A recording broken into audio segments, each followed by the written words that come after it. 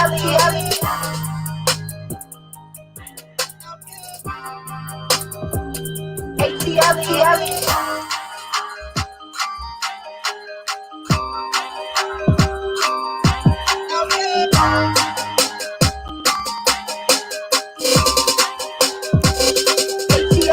up, you guys?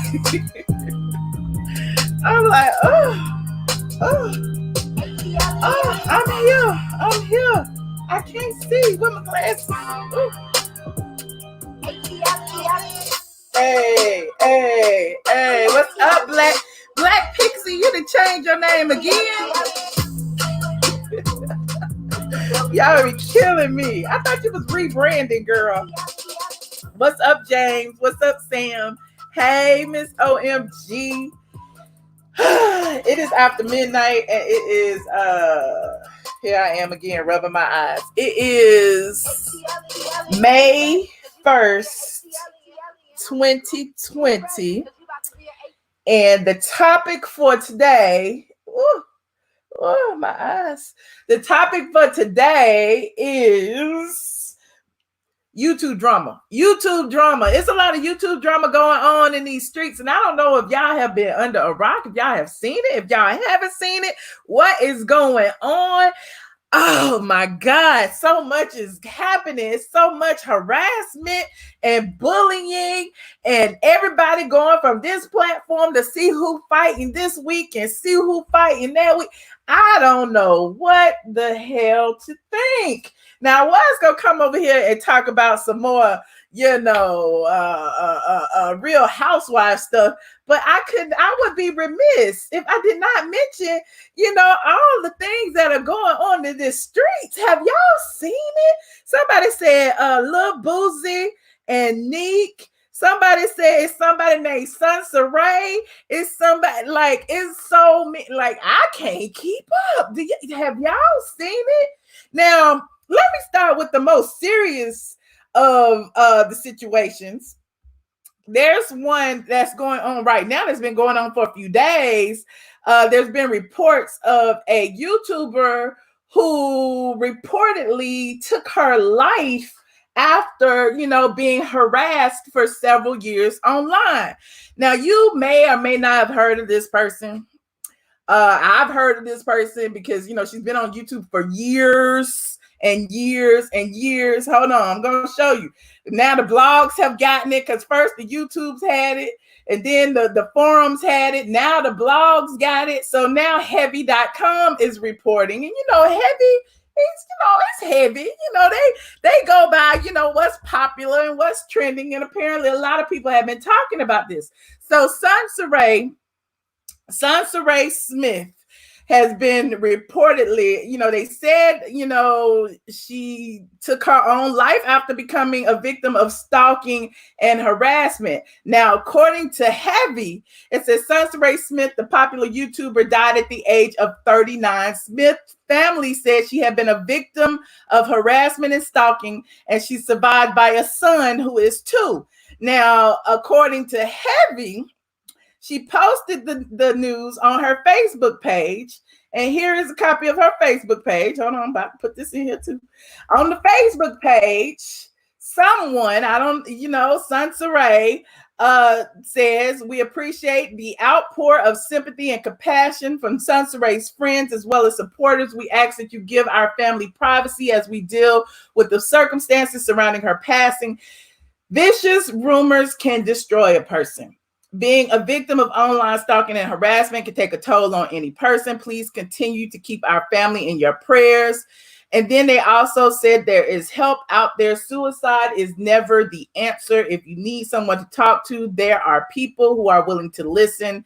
They can help you. Call the suicide prevention hotline. So, there are a lot of people. This is like the only place that has said, she has passed. So people are questioning it. Some people are trying to find proof. A lot of people who actually were accused of harassing this woman are now, doing videos, calling morgues and hospitals. It's been a whole mess. Now, I ain't mentioning no other names beside hers because allegedly, she's the person that they, that lost her life. Now, Heavy gives more details about her. Says she was described herself as a television personality, model, motivational speaker, and visionary. This is her picture. According to Smith's first personal Facebook page, she was living in Los Angeles at the time of her death. She wrote on her profile that Fort Washington, Maryland was her hometown and that she was born in Detroit, Michigan. On her page, Smith said she was single. Prior to living in California, Smith also lived in Atlanta. She described herself on her official Facebook page as a TV personality, model, and visionary. She writes in her biography section that she previously dated singers Trey Songz and Ray Lavender, as well as former Cincinnati Bengals wide receiver Chad Johnson. These are from her words. She says she previously had relationships. Okay, in that section, Smith also alleges that she was in an abusive relationship with a photographer. She said in that section that the couple's relationship ended when the photographer allegedly posted nude and unflattering photos of her online. Whew. She writes, his attempt to embarrass her after the turmoil of their abusive relationship rocked her to her core. His actions also harmed her professionally. This caused her to want to change careers and become a better influences on you. Her Instagram page was set to private, but on her page, she also, she posted a video just a few days before her alleged demise. The video uploaded to her channel came 3 days before her death. The video was titled "Non-Black Women Represent Success, Black Women Represent Struggle." One commenter wrote under the video, "This was painful to watch. My sister, you deserved better." In a video April 7th, Smith spread the conspiracy that the coronavirus pandemic was spread by the 5G towers. She had about 43,000 subscribers on her YouTube channel as of the time of this posting. She described her channel as depicting the good life of a single mom. I'm out here capturing the good energy, baby. I'll try to inspire you along the way. Now, it's just so much. It's just so much. I don't know if a lot of y'all may have heard of her. She's been around for a long time. She talks about relationships. She has been very, very transparent on her channel about her relationship struggles. She has, had encounters or dated or, was in relationship with other, male YouTubers in that whole alpha male section. I don't even know if what do they call their sector? The Hotep sector, the alpha male sector. What is that sector? But she has had relationships with other creators, other content creators who, when the relationship failed, they went on their platform and they would drag her and back and forth and back and forth. You said you're confused. Yesterday, her cousin posted and another guy stated she was alive and well. Today, when I checked the post, both comments were removed. Okay. Bullying has to stop. Exactly. So hold on. So my email is in my contact section, y'all. So anyway, let me continue. So she also has another channel where she was, venting about, baby daddy drama, things that have been going on in her life. And a lot of people, hold on, I'm going to play some of this. I'm going to try to anyway. Let me play just a little bit of it. Let me see if I can do this. Hold on. I'm just going to play a little bit. The language might be kind of strong. But I just want y'all to hear it. Section are the same motherfuckers that have been doing the same fuck shit for 4 or 5 years, posting fuck shit and liking their own post. For example, God bless 1, 2, 3, 4. Shit like that, fake ass fucking profiles. Motherfucking Nelly Child, fake ass fucking former supporter. Bitch claims she don't like me, but in every single fucking video, you got something to say. That shit makes no motherfucking sense. Shit's crazy. I'm seeing fake profile after fake profile after fake profile. So after I done deleted all of the fake and phony shit that people done posted that ain't even real shit, it's just them posting again from another fake profile and them posting again from another fake profile. Right? So after I see this shit and I delete everything, finally I can see everybody comments who are genuinely like just regular people posting some shit. And I get 2 comments from a motherfucking week ago. And of course, I'm seeing motherfuckers talking about my online reputation like that shit is like tangible in real motherfucking life. What the fuck my online reputation going to do with my real life? Nothing. It hasn't helped or harmed my situation. All it's done is have motherfuckers walk up to me like, oh, I heard. Motherfucker, did you go do some research? Okay, did you see whether it was true or not? Okay, then cool. Anybody that's worth being in my life got enough sense to go look through some research to see if the shit that's said about me online is true or not. So my online reputation ain't my problem. It will never be. Nobody gives a fuck about that because anybody that knows anything about the internet, we all know that all people do on here is troll and drag and roast and gag people, even innocent people, nice people, successful people, people that's failing, everybody getting it. So nobody in my real life gives a fuck about no goddamn internet drama, especially not from no little pathetic ass trolls on YouTube. So let's get that out the way. Number 2, all right? I'm a grown-ass woman. Whatever's happening on YouTube is not some type of reflection of my entire life. People in my real life know better. People who have been introduced to me, been around me, spent some time with me, worked with me, they know better. Another bitch comes into my comment section. And this bitch says, and it's Faye Lewis, and I'm surprised Faye Lewis would even post some shit like this. But then again, bitch been a troll before, but so I don't know why I'm surprised.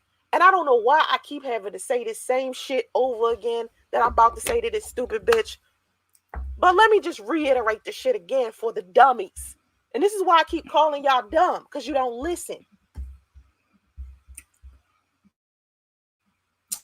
Can y'all hear me? Oh, I just really wanted to play this because I wanted to just show you an example of some of the things that a lot of other YouTubers go through. So when she talked about, people posting things from one fake profile, from another fake profile, from another fake profile, we go through a lot of that. Like content creators go through that when, people's subscribers don't like this person or your subscribers don't like that person. And then people send their subscribers over to troll you. That happens. And and while it would seem like, we strong enough to handle it, you strong enough to handle it, you sit on your platform and talk about people all the time, there comes a time when, it may come to a head. You said you're gonna have to listen. Hold on. Let me play a little bit more. Hold on. You think what you want, regardless to what's being said. This bitch says, critically thinking tells me if you were about that noise, you were in Atlanta, never laid eyes on her. Motherfucker, if I could have reached that bitch when I was there, I definitely would have laid the hands on her. And that bitch knew that then. We had an issue with each other then. The same shit I'm talking now is the same shit I was talking in Atlanta to her. I'm not just getting on the internet, just saying some shit about Sedonia. The fuck is wrong with y'all? Y'all motherfuckers are stupid. This bitch says, you don't know Sedonia. Yes, I do, bitch. You don't, because you calling her Sonia, which is a fake ass name. Only motherfuckers who don't know her will call her that stupid shit. Her name is Sedonia. This bitch got variations of Sonia, Sedonia, McNeil, Sedonia, Washington, LaSonia, all types of shit. She's a fraudulent bitch. Number 2, somebody close to you should tell you how hard up you sound. What the fuck, bitch? What does that have to... Moving on. Sonia did everything her husband allowed her to. No shit. How many times have I said this bitch was weak? How many times have I said that? This bitch was weak. And then this dumb bitch says, You're too old to speak on fighting a woman over her husband. You dumb hoe. Listen, why the fuck would I fight any bitch over a husband, boyfriend, just a man in general? Do I look stupid to you?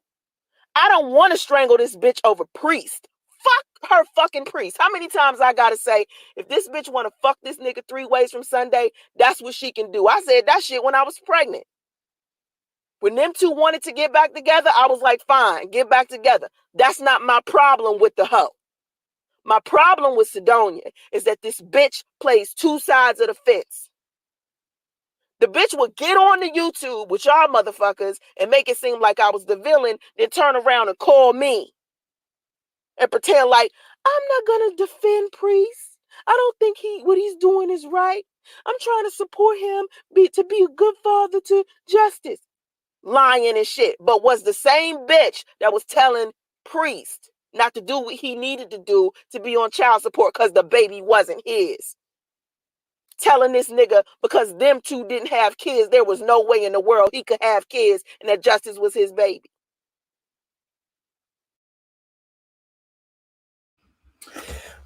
Okay, so I didn't want to play all of it. I just wanted to play part of it because at the beginning of it, she was talking about how so many people came to her channel. There were so many trolls. There were so many fake profiles after fake profiles and how she felt about it. And you can hear the anguish in her voice. Like this is one of her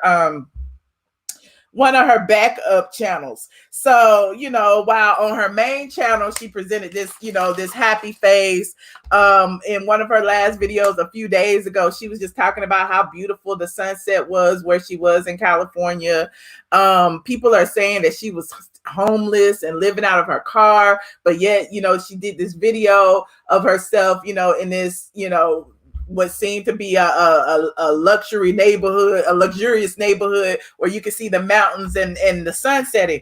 So it was, I don't know, it is disheartening that there are so many people speculating about it. On her page though, which is interesting. Hold on, I'm gonna pull it up. Somebody claiming to be her. Here is her page. Hold on, so y'all can look at this with me.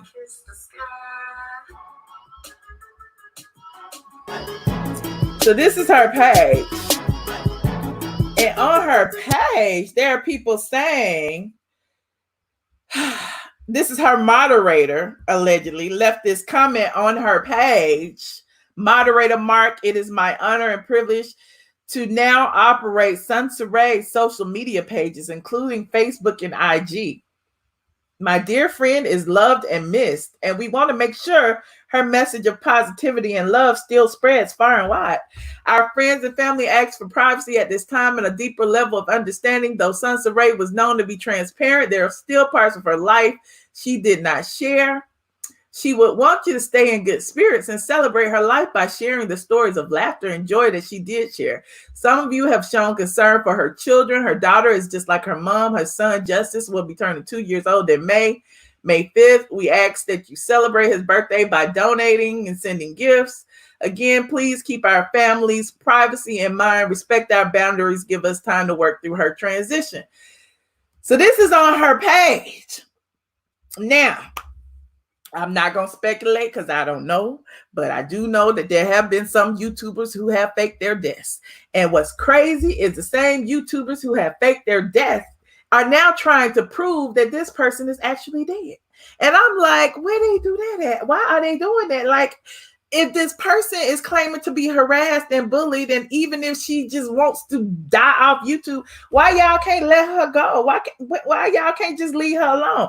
But, that's not going to happen because, if you go online right now and type in her name, everybody is talking about it. That's why I didn't put her name in here. I want to talk about the whole harassment and bullying situation in general. But I did want to touch on her.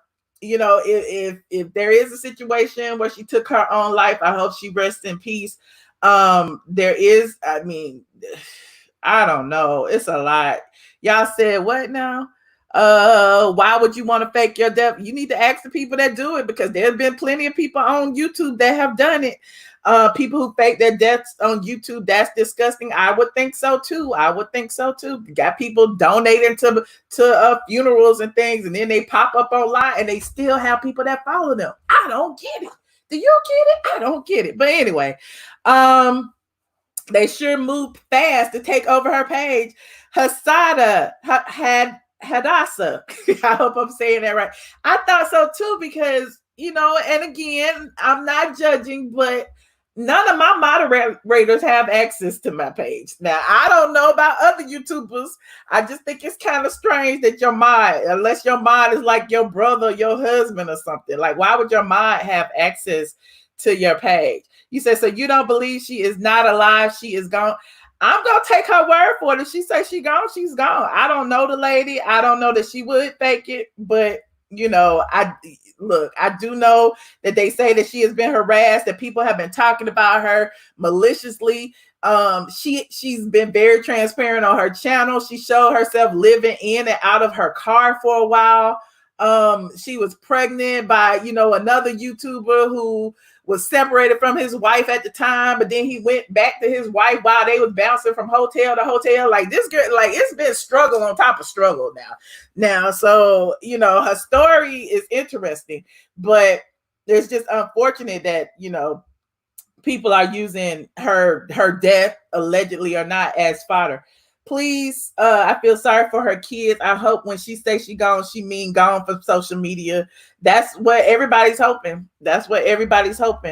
How did she die? We don't know. I mean, I'm just going by heavy.com. I'm hoping that they did their research. I don't know that they did. I don't know. I mean, perhaps they're just going off the fact that somebody put it on social media and are just taking it as face value, but I don't know. They put that woman through hell, sad and selfish, but mental illness is real. Hold on. Y'all saying it's fake? If it's fake, it's just sad. She's probably contemplating suicide. I hope not. I just hope she's all right. Some people are saying, but it's a lot of people. Is heavy.com credible? Normally, that's why I'm saying normally, but in the midst of this pandemic, they may have some staff writers that aren't necessarily checking their stats. So I don't know. So on another note, there are, a ton of other people who are, being harassed or are harassing as well. Hold on. Let me pull this up, honey.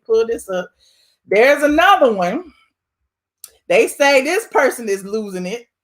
Where is it? Hold on. Let me find it. I want to talk about this. They say this person is losing it, and that is it in there? Okay.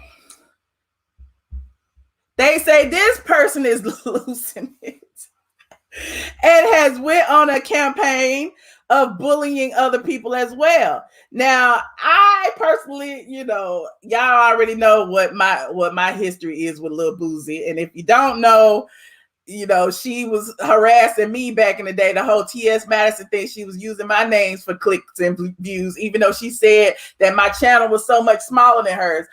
She was using my site's logo on her pictures on her damn videos, even though she said, nobody read my site. So we have a little sordid history. I don't like her. I don't know her, but I don't like her because I don't like the way she does business. And apparently, she don't like me because she want to be me. But that being said, you said stealing content. Exactly. That being said, it's just interesting. Y'all be sending me all this stuff and I be kikiing along with the squad. And I'm like, oh, she's a little unhinged. What is going on? Why does she care what money people make? Because shout out to Mob Radio. Mob Radio came over here when the Wiley show came on when Peter was on that night.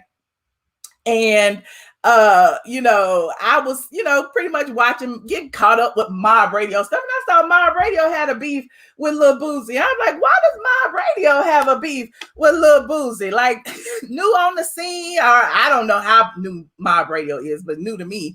Apparently it's doing pretty well over there. And then I found out that Lil Boosie was trying to figure out how much money Mob Radio was making. And I'm like, what is wrong with this person that she's trying to figure out how much money another YouTuber is making? Where is this going?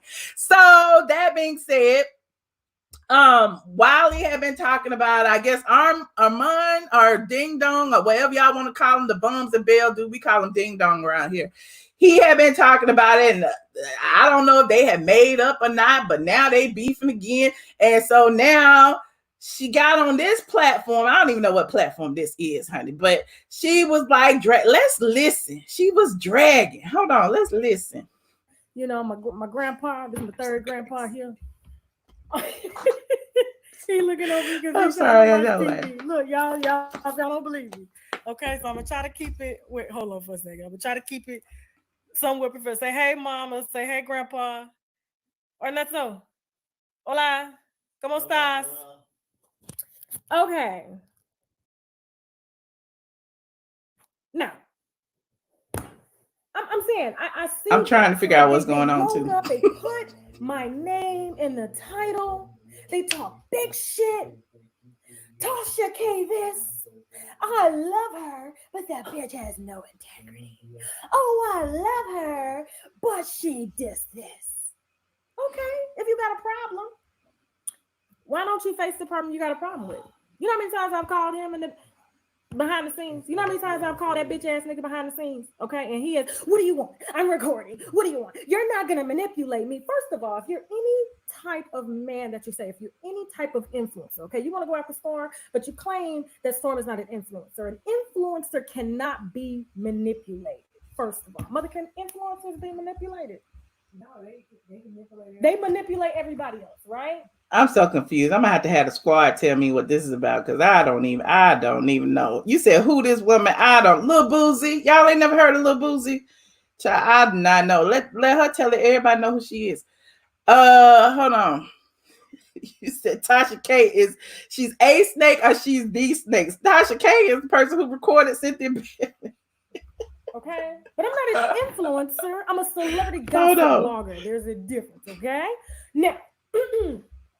Y'all know who we talking about. That big gums, bitch ass nigga, okay? Wears the same 3 outfits every day on his motherfucking channel because he can't budget his money. Matter of fact, he living somewhere so goddamn expensive he can't even afford.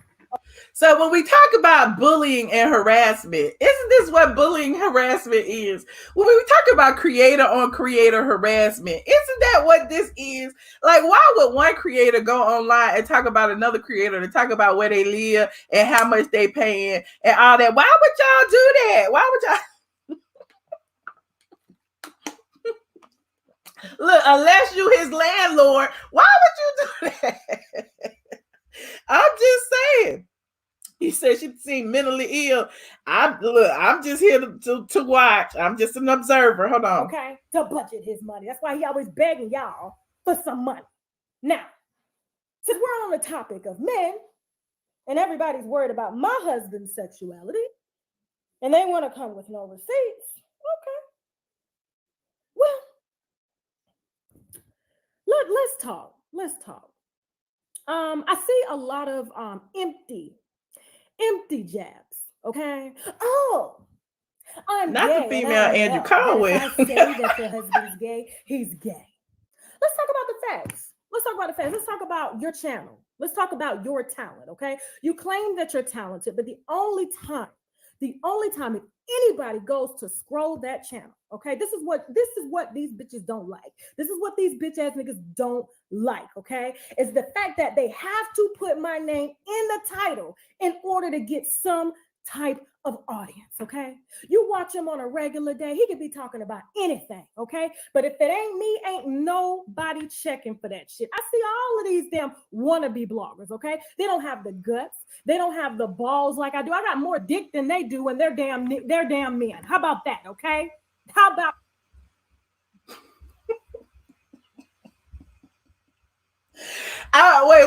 Wait. I'm not. The jokes write themselves. But hold on. Let me finish watching this because I have that. Now, yeah, I got them out tonight. I was at the beach. They look good. Mother, unless was gonna look at me back when I'm done with this live. You don't understand. He understand. No, you understand me? Okay. See? You don't understand. Oh Lord. Okay. Now. Yeah, no, I'm about to speak my mind. So it's like You're upset at me. Let's start. You're upset at me because you honestly called me. I was in Vegas. Please, can you help me with my channel? Please, you're the best. You're the best. And as soon as I peeped exactly who you are, see, that's why you've been trying to spin this narrative. Oh, Tasha K's integrity is fucked up. Let's talk about integrity, okay? Let's talk about you throwing shots at a woman that helped you to make money, that shared your work, that has everybody listening to you right now on YouTube, because if it wasn't for me, okay, y'all said wipe my camera off. Okay. Is it clean? Hold on, y'all. How she wiped the camera off and it's still dirty? Is that an Android? Is that an Android? Like Team iPhone? What is going on? My camera clean. It's just the lighting in here. My mama be using these damn low energy efficient lights and stuff. They're not at my house. Okay. So how she gonna drag her mama? 45 days of knowing you, and your ass got on live drunk. Couldn't even play your cards right. Okay, couldn't even play your cards right. You got a bitch helping you. Okay, I didn't ask for anything in return. The reason I didn't want to take your money to share your stuff is because I believed in you. Okay, I didn't look at you as a client. I could have easily taken your money, but why would I want to take your money? And I simply believed in your craft. Okay, but when I dropped you and you asked me, please don't unfollow me. Please don't unfollow me. Yeah, grown ass man is always on the internet attacking somebody else's sexuality, but is on the phone crying to a bitch that he cannot stand. Please don't unfollow me. Tell me I'm fucking lying. Tell me I'm lying. I said, okay. And daytime tea time, the one that you kikiing with, told me to drop your ass. That's why I went along with it, because you know what? I'm a Pisces at heart. I said, you know what? Everybody makes mistakes. He was drunk. I get it. You know what I'm saying? But you know what? Daytime tea time Candace, okay, Miss Christian Candace, you know what, Tasha? He cannot be trusted. Look at what he did on live. You helping him. And now, two people that I personally, okay, translate what she talking about. Y'all cannot be trusted. I don't know how to translate crazy. I'm trying to figure it out along with y'all. Y'all send me this. I was just trying to figure out something to talk about. We was talking about harassment and bullying. You know, y'all already know she was talking about me, calling me straight from the sea and straight from the ass and everything else she was calling me. So I'm just here just to look. I'm just you said you never heard of him. You ain't missing nothing. Trust. You ain't missing nothing. This just all for shits and giggles at this point, y'all. This is all for shits and giggles. Are now best of friends, trying to take Tasha K down because y'all dicks ain't big enough to motherfucking do it, okay? And that's what y'all can't stand. Nobody's checking for y'all unless y'all are talking about somebody relevant like me. And most of the time it's me. And that other bitch that you kikiing with, that you ain't never seen, I don't give a fuck how many times she shared you, because she told me. She told me not to share you. Don't even, I'm not like him. I'm not like Lovely T. This is why you and I need to be friends, begging me to be friends. And it's just interesting that now y'all are kikiing together. But when I've approached you not once, not twice, not 3, not 4 times behind the scenes, I've asked you to drop the calls. You get scared and you hang up the fucking phone.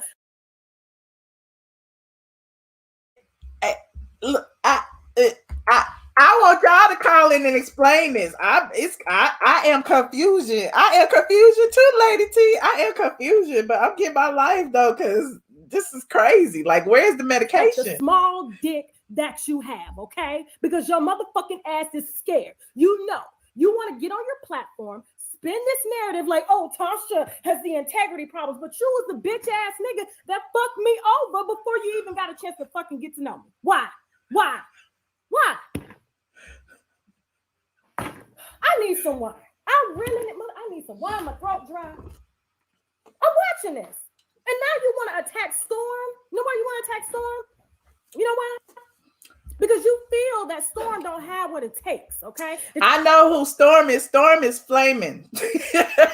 I was calling him Flaming Monroe. Y'all know Squad. We was talking about him because he had Nene's son's baby mama over there trying to form this narrative like I had something against her when all I did was just deny her an interview. So yeah, I know who Flaming Monroe is. Let's continue. Hold on. You can use your sexuality or his sexuality to weaponize him, and that's all you got on him. That's really it, because you don't know anything else and give you a scent bird contract, bitch. How about that? I'm a fucking influencer. That's what I am. While you over there fucking begging and scavenging. Now, y'all want to know why the fuck I ain't addressed Jason Lee? Look at Jason Lee's channel. Look at this nigga wears a lace front. Look at Jason Lee channel. The only reason Jason Lee made a perfectly edited video is because he cannot address me like this. He can't address me like a man because he doesn't want to embrace his manhood at all either. That's the problem. Too many men are following fucking. Wait, she said either. He doesn't want to embrace his manhood either. So she just spilled tea on Stormy. Oh, come on. Oh, hold on. Let's. I'm sorry. Look, I'm being petty today. Let's finish watching. Hold on. Let me go back. Fucking women. Too many men are putting down fucking women, and that's why you got women out here fucking winning. Damn whole site got three people to run a show, and you got all of 20,000 views. And you got some of the hottest celebrities on your platform. The hottest fucking celebrities. And nobody wants to talk about you. Nobody. You fat fuck. Yes, I said it. Loose booty ass fuck. Too busy trying to be a fucking woman instead of being a man and leading. Women want a real fucking man. Whether you're gay or straight. We just want somebody that's got courage, that can stand in that shit, lead, and show us how to make fucking money. But instead, y'all too busy tearing down women because we're doing it better. My mic was mute. Now all of a sudden she on the tear down women train.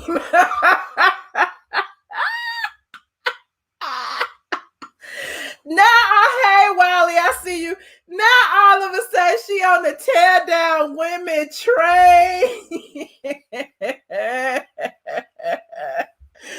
Oh my God, she done called people gorillas too. Oh my God, she had Mr. Manhands on her channel calling me a gorilla.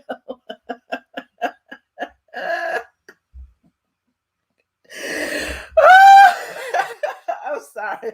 Okay, hold on. I'm trying to set my put my ghetto background back up. Hold on, let me make this background gray that she on. Okay, hold on. Let me go back. Or maybe I just leave it as Atlanta. It don't matter. Hold on. The hypocrisy. Now, I don't bash him. I don't even put that name in the fucking title. I'm God gifted and talented. I don't have to use my gift to tear down people that I once fucking helped. Y'all saying, oh, she fall out with everybody. I don't fall out with people that's in my circle. I don't fall out with people, but I fall out with these fucking snakes. Fucking snakes. I'm serious. You got me out here cussing this shit in front of my damn mama. Yeah, if he's your king, go suck his dick, bitch. If he's your fucking king. But I guarantee you're a woman, he won't even let you smell his fucking dick because he don't like y'all. My mic is muted. She has a point. However, the hypocrisy is that they are the same person. Like I'm just confused. Like, okay, oh child, this is too much. Hold on. Dumbass bitches won't even follow a bitch that'll show you how to make motherfucking money, but yet you'll follow a man that don't even fucking like you, but wants to be you. Oh, I'm not mad. I just need some wine. Mother, I should have cussed him out 3 years ago. 3 years ago. 3 years ago. I don't like you wasting your time on me. Yes, I'm wasting my time. I got time today. We've been in quarantine too long. I got time today. That's what you mad about. Begged me to be your fucking mama. You wanted she to needs some milk. That's why you mad. And now Storm done played his cards right. He understands how to work in the workplace and get money. He got more ass running than your motherfucking ass will. I just this potty mouth of her, like I already know this video gonna be demonetized, but this potty mouth of hers is just killing me. You said you had time every day, Miss Boozy. I'm right. Why she like she got time? Like now you got time. You been had time. I can't believe she speaks this way in front of her mother. No respect. In front of her mama, in front of her child, in front, like, hold on, let's. She's the one tearing down women. I'm just confused. I'm like, how you gonna sit there and call out somebody for doing the same thing that you do? How? You talk about women's vaginas, you talk about women's ass hanging out, you accuse women of fucking other people, you talk about women's children's, you talk about all of this stuff, you accuse men of sleeping with animals, you make up all these outlandish stories. Oh my God. Oh my God, this is so hilarious. Okay, come on. Ever have, because you don't know how to influence people. All you know how to do is read a few people bad and won't even let them on the line to address them like a real man. Now I guarantee if this was on stream, I would let your bitch ass in here and let's see if you can duke this out like you supposed to. But you know this woman is gonna read your motherfucking ass up and down, bitch. That's what it is. That's why you won't let me on the fucking line. I helped you, and you mad about that shit. Oh yeah, we can't forget about. She said that Travis Scott was cheating, but it was that YouTuber. It was that YouTuber had made up a picture and pretended that it was Travis Scott, and just to see if the blogs would pick it up, and the blogs pick it up and ran with it. And she went on her platform and said she had an exclusive and that he was cheating. Y'all remember that? And then y'all sent me that she said that Nene was with the Rodney dude and she had proof and she saw Rodney, and Rodney is a player and he had all these rings and she had pictures and she was gonna drop these pictures. Where's the pictures? I was looking for the pictures. I was like, oh, let me sip this tea, child. Nene, where is Rodney, honey? I even called Nene and was asking her where Rodney was. We still haven't seen Rodney. How many weeks ago was that? And y'all just running with it. Everybody still talking about Rodney, and we haven't seen Rodney yet. It's like a football player. Really? No, I mean like my mama telling me to calm down. Yeah, you know the football players. They stressed I'm stressed out, mother, because I'm telling you, every single person that has literally created this beef with me, I have help. They begged me. But then I end up being the bad person when I see you for who you are. You're mad because the celebrities will talk to me, and I don't need a celebrity to sit on my platform. They call me every day, Tasha, can I do an interview? I'm good. Just tell me what the specifics are because my people want to come see me. I don't have to sit. Celebrity call her every day.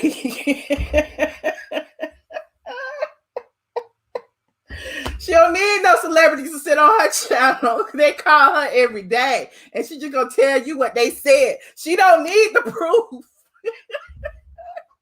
I'd rather have the celebrities calling my channel. Oh, sorry. I'm just laughing. Hold on. On a 3-hour live and wait for a fucking celebrity to call in. Bitch, I have their number on speed dial. Some people don't even ready. Have them coaches be running. They wanted some mess. They wanted some mess. I'm giving them some mess. My health is good, mother. I wish I would talk like that in front of my mama. If I had the wine in me, it wouldn't be high.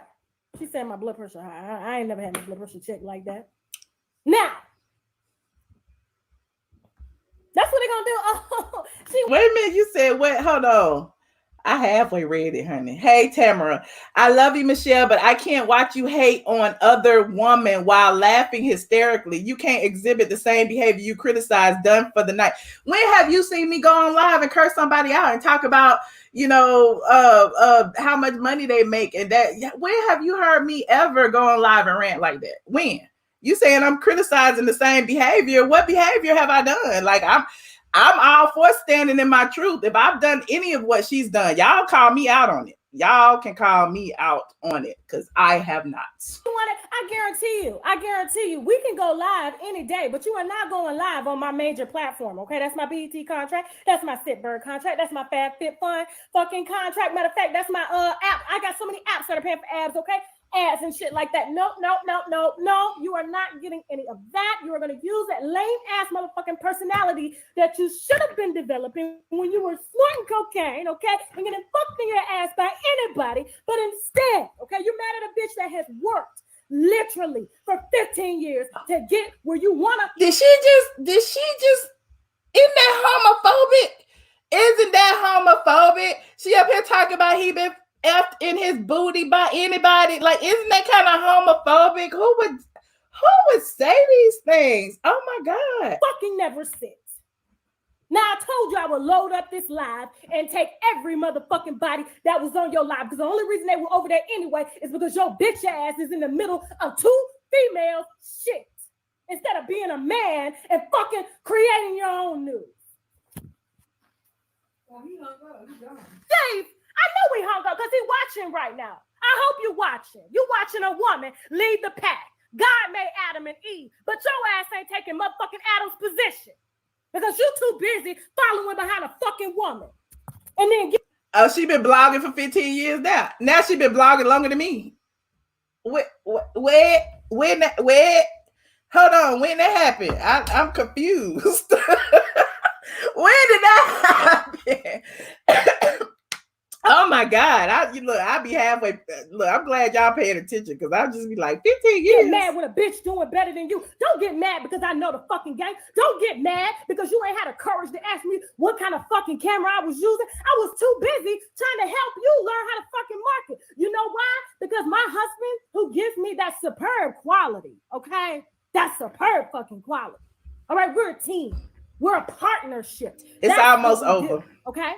I'm too busy trying to help you 1 minute. develop. And let me tell you something. When I was fucking with you, you had your highest views.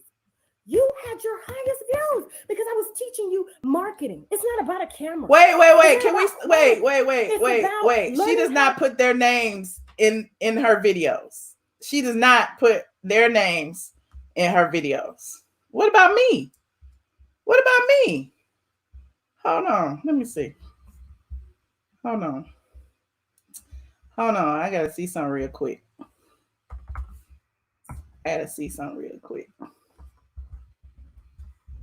You said she don't put no names in they names in her videos. Hold on, let me see.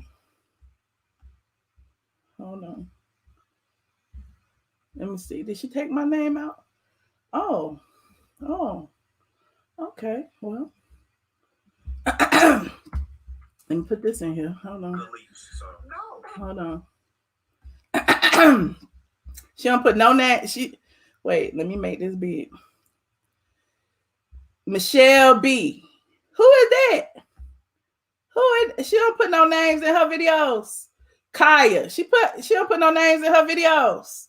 What you talking about? She don't put those names in her videos because she feel like they beneath her. But she's put my name in her videos in the past. So now all of a sudden she don't put no names in her videos. She got all kind of names in her videos. She has Waka Flocka, Tammy. She got all kind of names in her videos. I'm just saying, how y'all gonna say she don't put no names in her videos? That's all she does. Hold on, let's finish. Hold on, let me get it back small. I don't want her big face on my screen. I think I had like 1 minute left. Yeah. I'm too busy trying to help you develop. And let me tell you something. When I was fucking with you, you had your highest views. You had your highest views because I was teaching you marketing. It's not about a camera. It's not about quality. It's about learning how to create content. And every single thing that I do, the background, the goddamn thumbnails. I don't know. Probably because they damn reported it and shit, so they done buried it in the search engine. Okay? Armand gives me credit, just enough credit to make it seem like he's not a motherfucking hater. Get out of here with that shit, okay? That man has over 100 videos on his platform trashing fucking me and my family and my friends. Fuck him. Now, anyway, Do you see me now? My mama trying to find. But wait, I thought she liked when people put her name in the videos. I thought that's what, didn't she tell Lovely T and all them that back in the day that she wanted to trend the YouTubes? She wanted to trend the YouTubes. She wanted her names in the titles. I thought that's what she wanted. Y'all, I mean, y'all let me know. Y'all her fans and stuff. Y'all be coming over here putting wine emojis in my damn chat. Y'all be mad at me because I call her little Bootsy. Y'all be mad about that, but now all of a sudden she want to say that he be putting her name in the dang title. Like it's like it's delusional. I do be feeling like there's some undiagnosed mental illness when it comes to a lot of these creators. Tasha is included, Lil Boozy, I mean, is included. Ding Dong is included.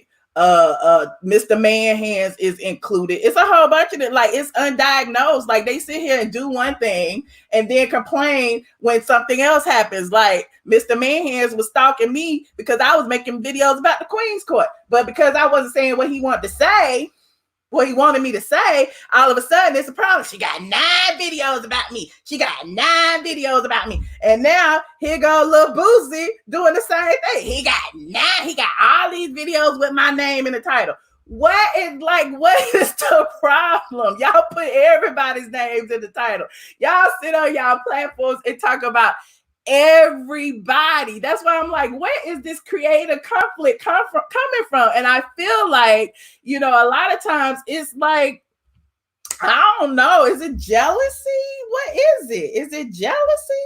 I don't know. I'm trying to figure it out. You say it's junky over here, Pamela. It's junky over here. What else y'all say? You said it definitely is too easy to prove.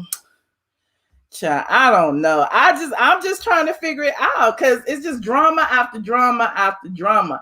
And I feel like, you know, there are a lot of other things to talk about. As soon as I say anything about any one of these people, it's like, you always talk about this person. And all of y'all who are on this channel, y'all know I talk about everybody. I talk about Nene. I talk about Kenya. I be talking about Peter. I talk about Apollo. I talk about Jennifer Williams. I like try to mix it up. I do blog topics. I do open topics. I let y'all choose the topic. And it's like, now watch. As soon as this video come out, everybody gonna be like, Michelle always talking about these people. Michelle always inserting herself in something. I was just bored today and I want to see what y'all got to talk about. I want to hear from y'all. I want to see what all this drama and this beef going on. We was on Patreon the other night. Everybody was talking about all these people beefing, this, that, and the third going on. I want to know. Hold on, what y'all saying? She's not the only one that's talking about Rodney. See, that's what I'm saying. Are you bloggers? Here's the thing, talking faces. If you were a member of my Patreon, you would have seen that there was a mass email that went out several months ago saying, you know, I work across from Nene's Swag Boutique in the MGM Grand, and I've seen her with this man, and his name is Rodney, and blah, blah, blah, blah, blah.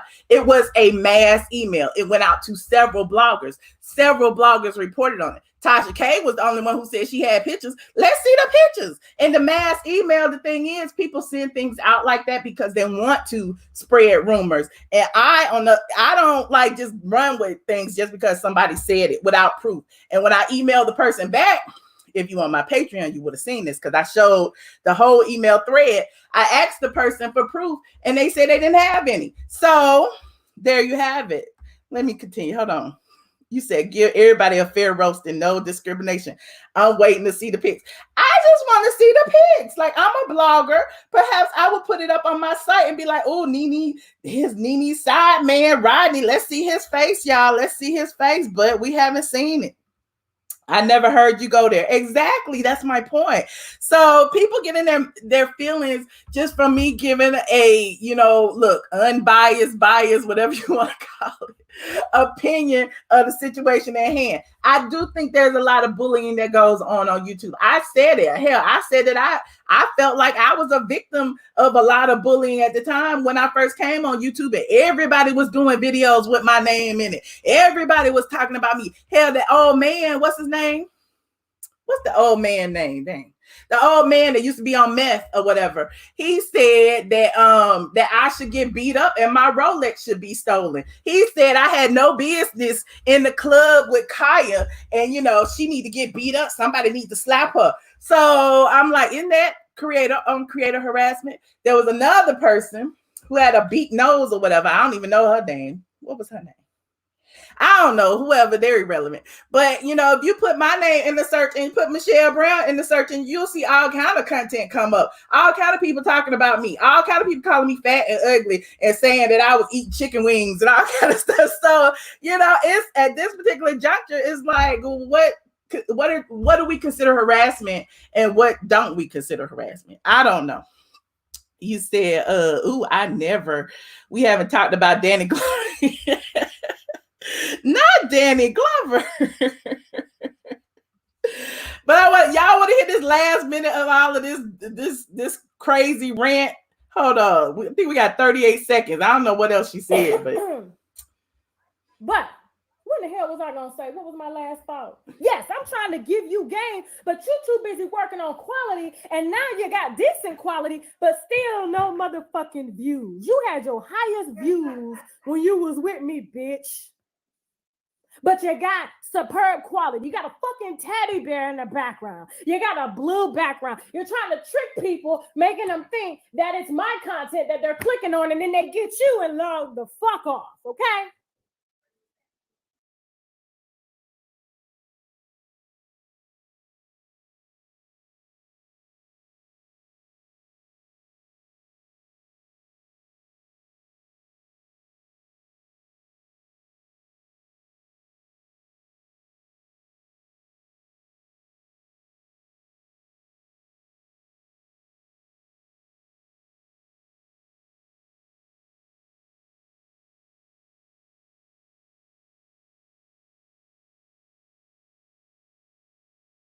damn, I just said a whole lot and y'all didn't even hear me. My bad. I had muted the mic so y'all can hear me. You said something is wrong with her. God bless. Anyway, I would love to hear from you guys about this situation. I know y'all see a lot more than I do because, you know, a lot of y'all be all over the interwebs. And shout out to my Facebookers over here watching. If y'all want to join us in the YouTube, it's youtube.com. Michelle Brown. We all in the chat over here too. Yeah, it's just interesting to me that these same creators that sit around and, you know, bitch and moan about being talk about other people. And so, you know, I could take responsibility for my actions in that same situation, which is why, you know, it wasn't too big of a deal when people was talking about me, but there were people who were talking about me, just like we were saying, you know, that older man that was saying things, and some of the things to me were a bit disturbing.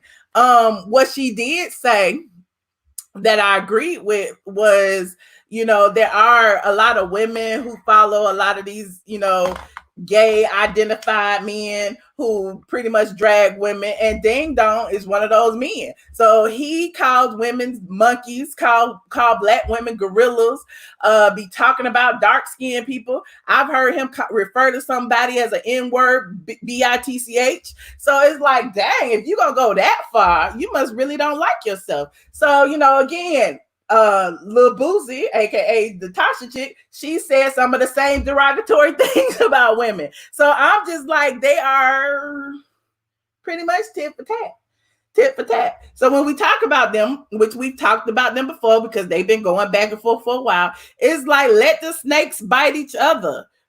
Let the snakes bite each other. Angelo Cleary got all this started. I don't. Anyway. Who is Ding Dong? Ding Dong. He looks like a bell. Hold on. The world loves chocolate. Hold on. It should be. Can y'all hear me now? Can y'all press 1 if y'all can hear me now? Hopefully y'all can hear me now.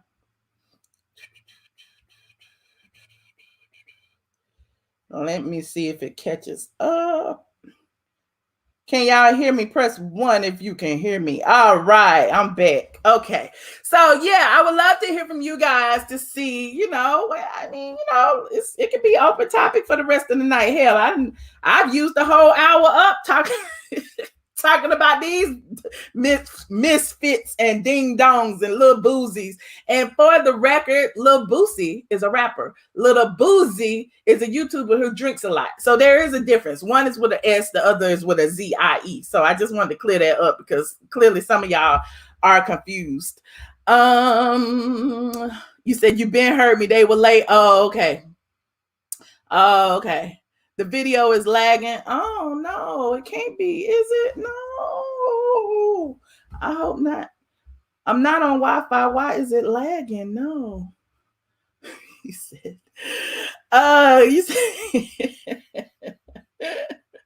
She's mad the public figures are taking over. She's throwing mud on her fellow YouTubers to make herself look good. Interesting. That's an interesting theory. That could be possible. That could be possible. The celebrities are taking over. I feel like, but it's the platform has always been open to everybody. And I've even said this with the whole corona situation going on. Everybody got free time. Everybody's doing what they want to do. Everybody's trying to start their own YouTube channel or talk show situation on Instagram or whatever. So it's like, everybody got free time. Why not use your subscriber base to do what you want to do? Why not, if you are a celebrity, use your celebrity to make some extra cash? It shouldn't take away from what I'm doing. All I said was y'all just using up all the bandwidth. I just wait till later at night when y'all finish and then I come on. Sure. But at the end of the day, like you said, yep, get in where you fit in. Ain't got nothing to do with you. I have nothing to do with you. Somebody call in. Yeah, nobody's called in. What's going on? What is going on? Hold on. We can look at some more beef stuff if y'all want to. Let me see. Oh, no, I don't want to look at that. Hold on, let me see.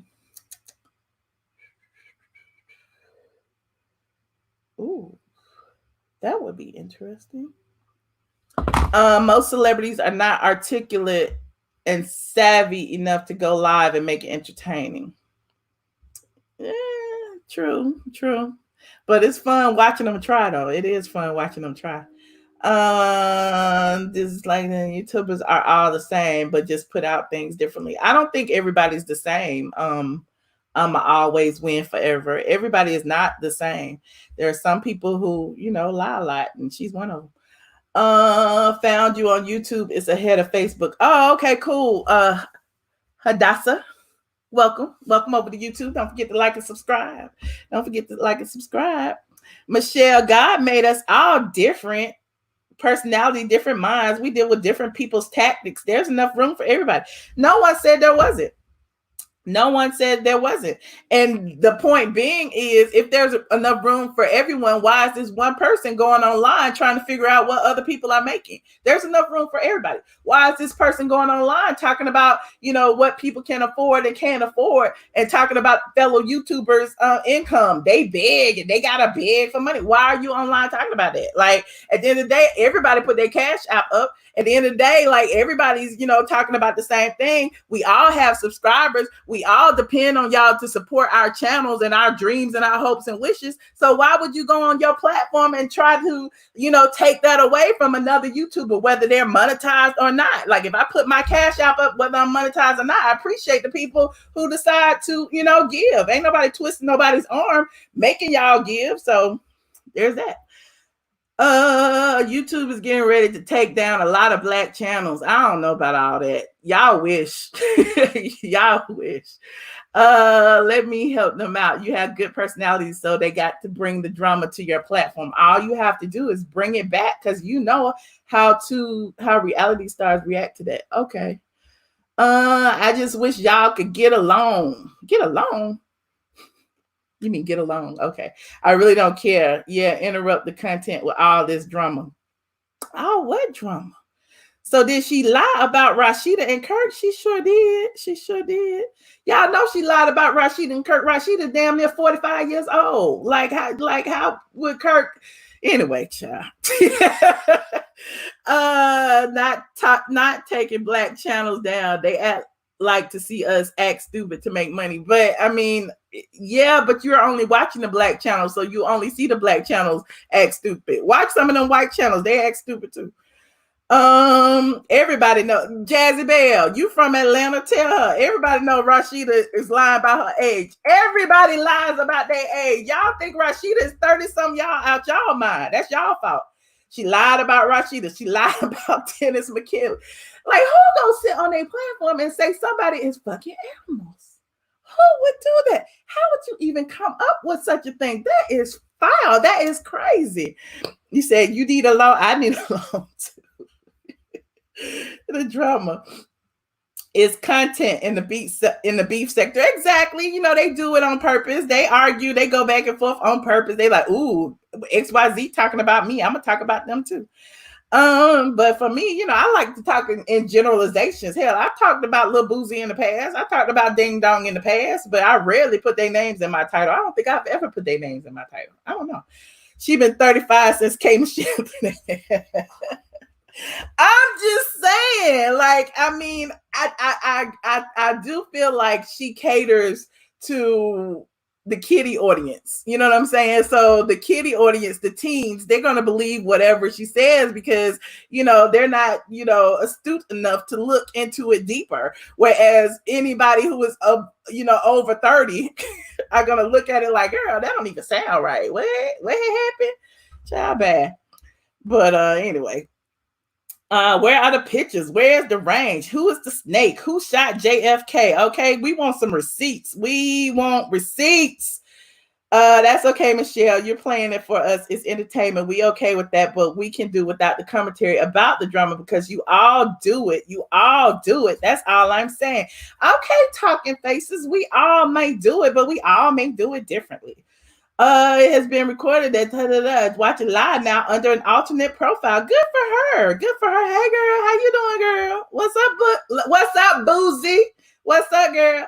I am not your enemy. I truly just want peace with all you ladies. There is peace. There is no drama. What are you saying? Can we just talk about it? Can I just talk about it? I'm not up here windmilling. I'm not up here cursing nobody out. I'm not telling nobody to unfollow nobody. I'm just calling it like I see it. Like I always tell y'all, the truth don't need no help. The truth always comes out in the end. Show us some facts. Show us some facts. Show us some receipts. Where is Rodney? Hold on. We got somebody in the back. Hold on. Somebody was. Let's see who this is. Egypt. Hello. Hello. How you doing? Hi. Turn your computer down in the back. Okay. How are you? I'm good. How you doing? I'm doing good. Can you hear me? Yes. Hey. Hey. So what I wanted to say, I'm like a new follower of yours, but it's been for some months, but I always seen your content and would look over it.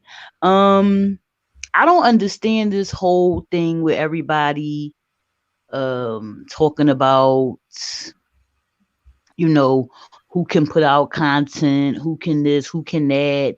You know, it is facts that it was already YouTubers who people know, and you know, everybody has a following and everybody has their own lane. Mm-hmm. So, you know, it seemed like a lot of people who are like fans of pages or follow pages start stuff.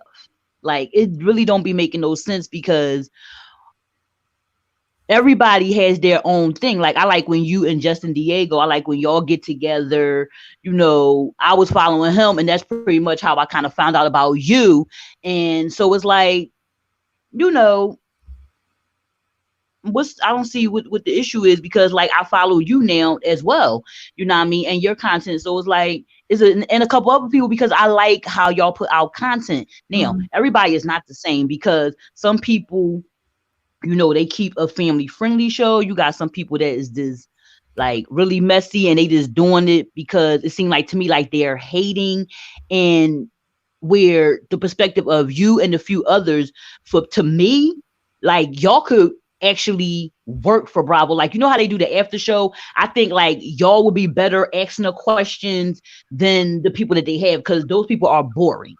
You know what I mean? And if I had it my way, I would be clicking, emailing somebody, putting your names like, listen, y'all need to, you know how on the road they be like, you need to hire a Jamal or a Keisha. Like, yeah, you need to get this thing going. The same way people saying like they need to bring Carlos back. Like, yes, to get this production together, because I don't know what exactly was going on the show this season.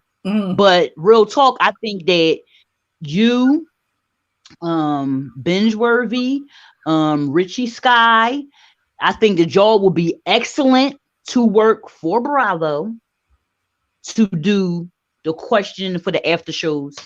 I'll give you 2 out of 3 with that one. I'll give you 2 out of 3. I mean, no shade to the last one you mentioned, but I feel like there's some people who regurgitate facts and some people who seek facts. You know what I'm saying? And I feel like the third one, he just regurgitates the facts. So, I mean, I like seeing people who have like original content and who don't just regurgitate things off the blogs. Right. Oh yeah, now you do have people that do that and they get it all the way messed up. And some of them people is like, because I know it's some people that I was following, but it's like, child, you don't never have nothing factual. So far as like I could say maybe 3 people, and then it's another person that I like, and they just put out all kind of content. It's not even about housewives, but I like how they go about it. So yeah. Okay. Well, I appreciate you for calling in.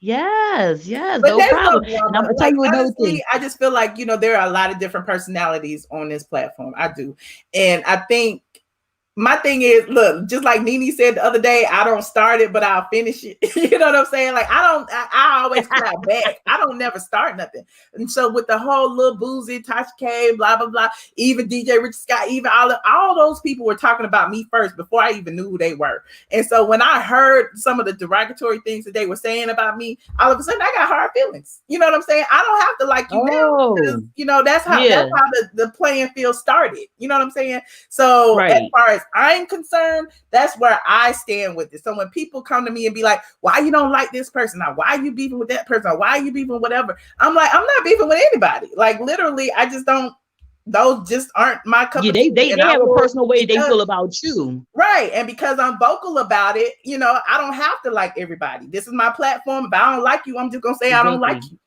Period. Exactly. Yeah. One thing you don't pull no punches. That's what I like. Thank you.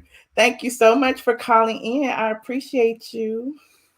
Okay, thank you. I'll be calling in again. Yes, definitely. Welcome to the squad. Okay. All right. Have a good night. All right, you too. Thank you, Bingeworthy, for the super chat. I appreciate you. Yes, Justin Diego in the building. Bingeworthy. Hold on. Somebody else. Tamara Ward. I already got you, but I appreciate you too, Tamara Ward. I see all y'all.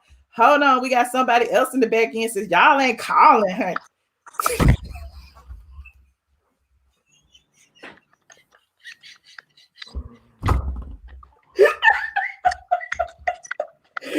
I feel like I'm being bullied. What the hell are you doing with no clothes on? I'm in bed, girl. Okay. Hi. How are you? How you doing? Good. Thank you for calling in tonight. Yeah, what's up? I'm in bed. Look. I wasn't expecting that. Oh, that view. Let me see that view. Yes, view. Come through. I'm in bed. They said, what hotel you in? I ain't in no damn hotel. I'm in my condo. Okay, come through. Mm-hmm. Thank you for calling in. You've been watching. You see what the topic is tonight? Yeah, I was talking to my friend on the phone, and then I know I don't see the topic, and then I see I went to check my text before I go to sleep, and I saw that you invite me. Mm-hmm. Okay, I don't know how long ago that was, but I said, let me see if my nigga is still up and shit. And here you are. I'm a night owl. I was gonna be up anyway, child. Here you are. So I'm just let me holler. I was talking about bullying and stuff, and I know you know a little bit about that, being that you were on a top-rated reality show, and how About people bullying? have their own feelings and how they will be all in your look. You sent me a text of one of your commenters dragging me. So when I say bullying, I mean that type of thing. When they be like, drag you all across the internet, talking about you bad or whatever based on how they feel about you. Yeah. You don't think that that's a thing? Like when people were mad at you, they weren't all in your comments trying to drag you about, Cynthia or what you said on the show or any of that. They do that shit all the time. They still do that. I was live today, and every time I turn around, somebody's asking me some stupid shit about something that happened like 4 years ago. I'm like, what the fuck is wrong with these people? But you take it differently. You're a guy. You don't care. Yeah, I really don't, because I know the motherfuckers. You know what I'm saying? And I'm looking at them like they need a life. Y'all ain't paying attention to what the fuck is going on this season on the show, because I'm not on it. You know what I'm saying? So why But you y'all don't still feel talking any about kind of me? way when they take it further, when they be calling Yo, you listen, broke, when they listen to be what Jazzy Bell said. Jazzy, I'm gonna kick you in your ass when I see you. Peter's don't do thirst that. trapping. No, we don't talk to women like that over here. Yeah, well, look how she talking to me, that crazy ass. Peter's She thirst just trapping. said thirst trap. She did Nigga, I'm not in curse bed. you out. What the fuck is wrong with you? I ain't thirsty for nobody. I just tell one of my people, I'm in a place right now that I just love being around me. You know what I'm saying? Mm. Did your phone go off? What happened? Did they cut me off?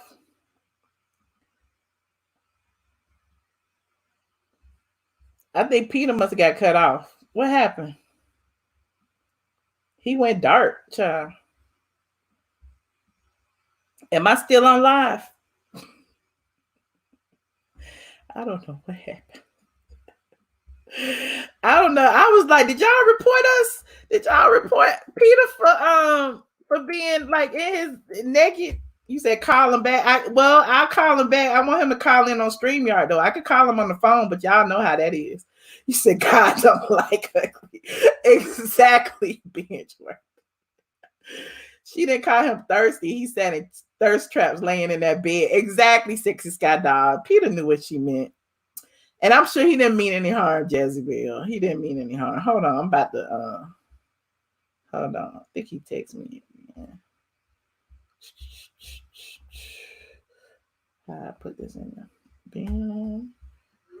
Bam. I'm sending it to everybody. Bam. Binge worthy. Bam. Who else? Bam. Bam. Who else can I send it to? Follow. Bam. He probably sleep. It's 1:15 in the morning, y'all. It's 1:15 in the morning. Oh, thank you so much, Talking Faces. I appreciate you. His phone probably went dead. I knew y'all were gonna start dragging, not the nursing home. No, I don't want to know.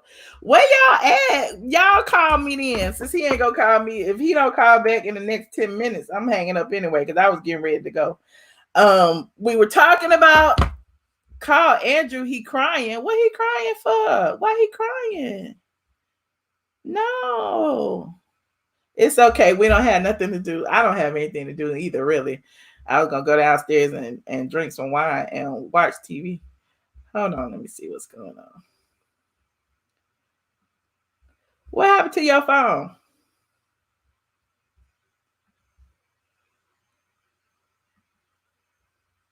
Can you hear me? I can't hear you. Say something. I can't hear you. Come back.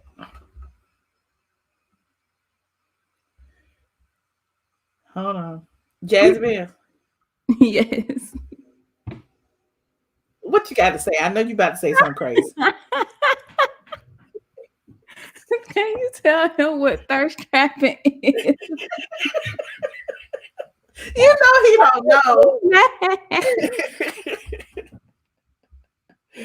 I wasn't being mean. They said read him, Jasmine. He is thirst trapping, and then he went and put on the shirt. Why he don't put on the shirt? Maybe he didn't want y'all to see his gray chest hairs. I was just joking with him. Oh no, he back. Hold on, let me see. Peter, can we hear you? Yeah, I can hear you now. So Jezebel want to read you. No, I don't. Jackie, if you're gonna read me, show me what the fuck you look like right now. I Ooh. want to see that First picture. of all, Peter, I know you don't have amnesia. You mad? I said thirst trapping. I did not call you thirsty. Yeah, well, Jazzy, you in your house? Yes. I ain't trying to see this damn picture. Let me see you. No, just because Why you not? mean to Why? me, You got your Peter. little bonnet on. You don't want nobody to see your bonnet, girl. Actually, tonight I don't have my bonnet on. Well, Well, let's see. tonight just should show your ass. I'm on camera. You could be on camera too. Y'all always trick me into getting on camera, and We y'all know that's the rules, nobody Jazzy. else. That's Ain't the nobody rule. tricking Why you. you always trying to get special treatment? But y'all, No, every man. time y'all make me get on camera, and then nobody else gets on camera. Yeah, That's not well, true. go on Everybody camera. gets on camera Don't stop except thinking you. about other I am people, Jazzy. standing my ground tonight. What? Peter, do you know how to make oxtails? Well, you're crazy as fuck. No, for real. Yeah, we made a fresh pot tonight. We made like 40 pounds tonight, fresh with some rice and peas. Do you make Okay. saltfish? No, ain't no saltfish this time of night, girl. We only eat that for breakfast. I like that. With the what is that? Is it kale? It's not kale. What is that? Kale? What's the green stuff y'all serve it with? The what? The green, like, is it spinach or what is it that y'all serve the saltfish with? Sausage? The saltfish. What do y'all serve it? Is it what is it? Aki? Aki. Oh, okay. It's a veggie that grows. Callaloo. Callaloo. What are you talking about? My cultural food now? That's what you want to talk about 1:20 in the morning? My dad, look at it. I grew up eating all kind of foods. I like it. I am not doing too much, y'all. I'm talking to Peter because none of y'all called in. Okay. All right. I know you crazy and I like you. So I'm gonna give you a pass on asking me about Aki and Callaloo and saltfish at 1:20 in the morning. Peter, I was not being mean to you. Okay, all right. I take it back. I'm not being mean to you either. Okay, thank you so much. They say you have a hearing aid, Peter. All right, baby. All right, Jezebel. Thank you for calling in. Bye. You saw Peter kept saying, "All right, bye." Okay, then, bye. Peter, why you go put on the shirt? You got mad. They was reading you. You had to go put on some clothes. Yo, listen, I was getting ready to go to bed when I saw your text, and I said, "Yo, let me just do it and pull the sheet over me, right?" And then I know people was gonna talk crazy, so I went and go put on some clothes. They already got their screen. You came in like, Yeah, but I was butt ass naked. thanks So for telling us. We would never know. TMI. Yeah, you're right. I'm not gonna show it to you, but I go like this. Yeah, see, I was under the cover. See the duvet? I see. Thank you for showing. Yeah. So I want to put on some clothes. I don't like to sleep with clothes on. That's cool. Ain't nothing wrong with that. Yeah. So, so what you think about all this bullying situation? You want to give your input or you want to talk about something else? Bullying. I don't know who's bullying who, but I don't like any kind of forms of bullying. I think it's not good. Okay. I think when people bully other people is because their own insecurities and own abilities. That's why they do it. And if they were completely confident in who they are, then they'll never try to make people feel less than who they are. You understand what I'm saying? Mm-hmm. I don't like bullies, period. I don't either. Thank you. At least we agree on that. People say that I come across like that all the time because I'm very vocal. You know what I'm saying? But I don't think it's bully. I think I'm just don't give a fuck about what comes out of my mouth. You know what I'm saying? Hey man, I'm putting your YouTube channel up, Peter. Thank you, Tamara. Tamara is a new member of the squad. Shout out to Tamara. I appreciate you. Hey, Tamara Ward, how you doing? Tamara Ward, how you doing out there? Where you at, Tamara? Where you live at? Oh no, I just put your YouTube channel in the chat. Okay. You don't have a custom URL yet? Who, me? Yeah, you. No. Peter, you need somebody to manage your channel because hold on. How I I get don't back? know what the fuck you just asked me. Because clearly, if you want to go follow Peter's channel, it's youtube.com/channel/UCB4KZHD. What the fuck is all of that? That's your channel. It I needs don't to know be that. youtube.com/Peter Thomas or YouTube/Peter Thomas RHOA or whatever it is you want to name it. You need to like create a custom Yeah, well, URL. well, you need to fix all of that. Ain't you supposed to be doing that with me, crazy ass? Okay. Yeah, I do need help. And she's supposed, Joyce, she's supposed to be helping me, Joyce. She's on that bullshit. And now she want to critique me and show how dunce I am when it comes to that technical shit. But that's his channel, y'all. If y'all click that link, go subscribe to Peter's channel. He trying to get to 1,000. You made it to 1,000 yet? I don't know what it is yet. Probably 400. I don't know, maybe. Let me go. Yeah, you know what? You sent it to me. I don't have a laptop, right? I don't have no computer in my house because You need one. that's what my assistant's for. So what I used to do, I do everything from my iPhone, right? And it says that you can stream from your mobile until you get to 1,000 subscriber. But I could stream from a regular computer now. I can show you how to stream from mobile for a small fee. I could show you. There's a way to do it, but there's some things you have to do. And you're gonna charge me? No, of course not. Okay, you said I'm for a just telling small the fee. people there's a small fee, but you know I ain't gonna charge you. Long as you let me do my meet and greet at Bar One Miami one day when y'all reopen. Yo, anytime you want to do that, I am so open to that. You know what I'm saying? Yo, I think in around 2 weeks, I talked to my landlord today. When you got a lot of money, you have access to information that other people don't have, right? So he's wealthy. He's not rich. He's wealthy. Him and his brother own probably so much real commercial real estate. They own, Aventura Mall. Yeah. His brother's wife owned Aventura Mall. You know the design district downtown? His brother owned 80% of the design district. All of it, like Louis Vuitton, Gucci, Fendi, everybody pay him rent. All right. Ellison Island, all the commercial parcel on South Beach, my landlord owns. So them two Jewish guys, they're in their 50s, they are fucking paid. But they grew up as child on Star Island before Star Island is what we know it is today, right?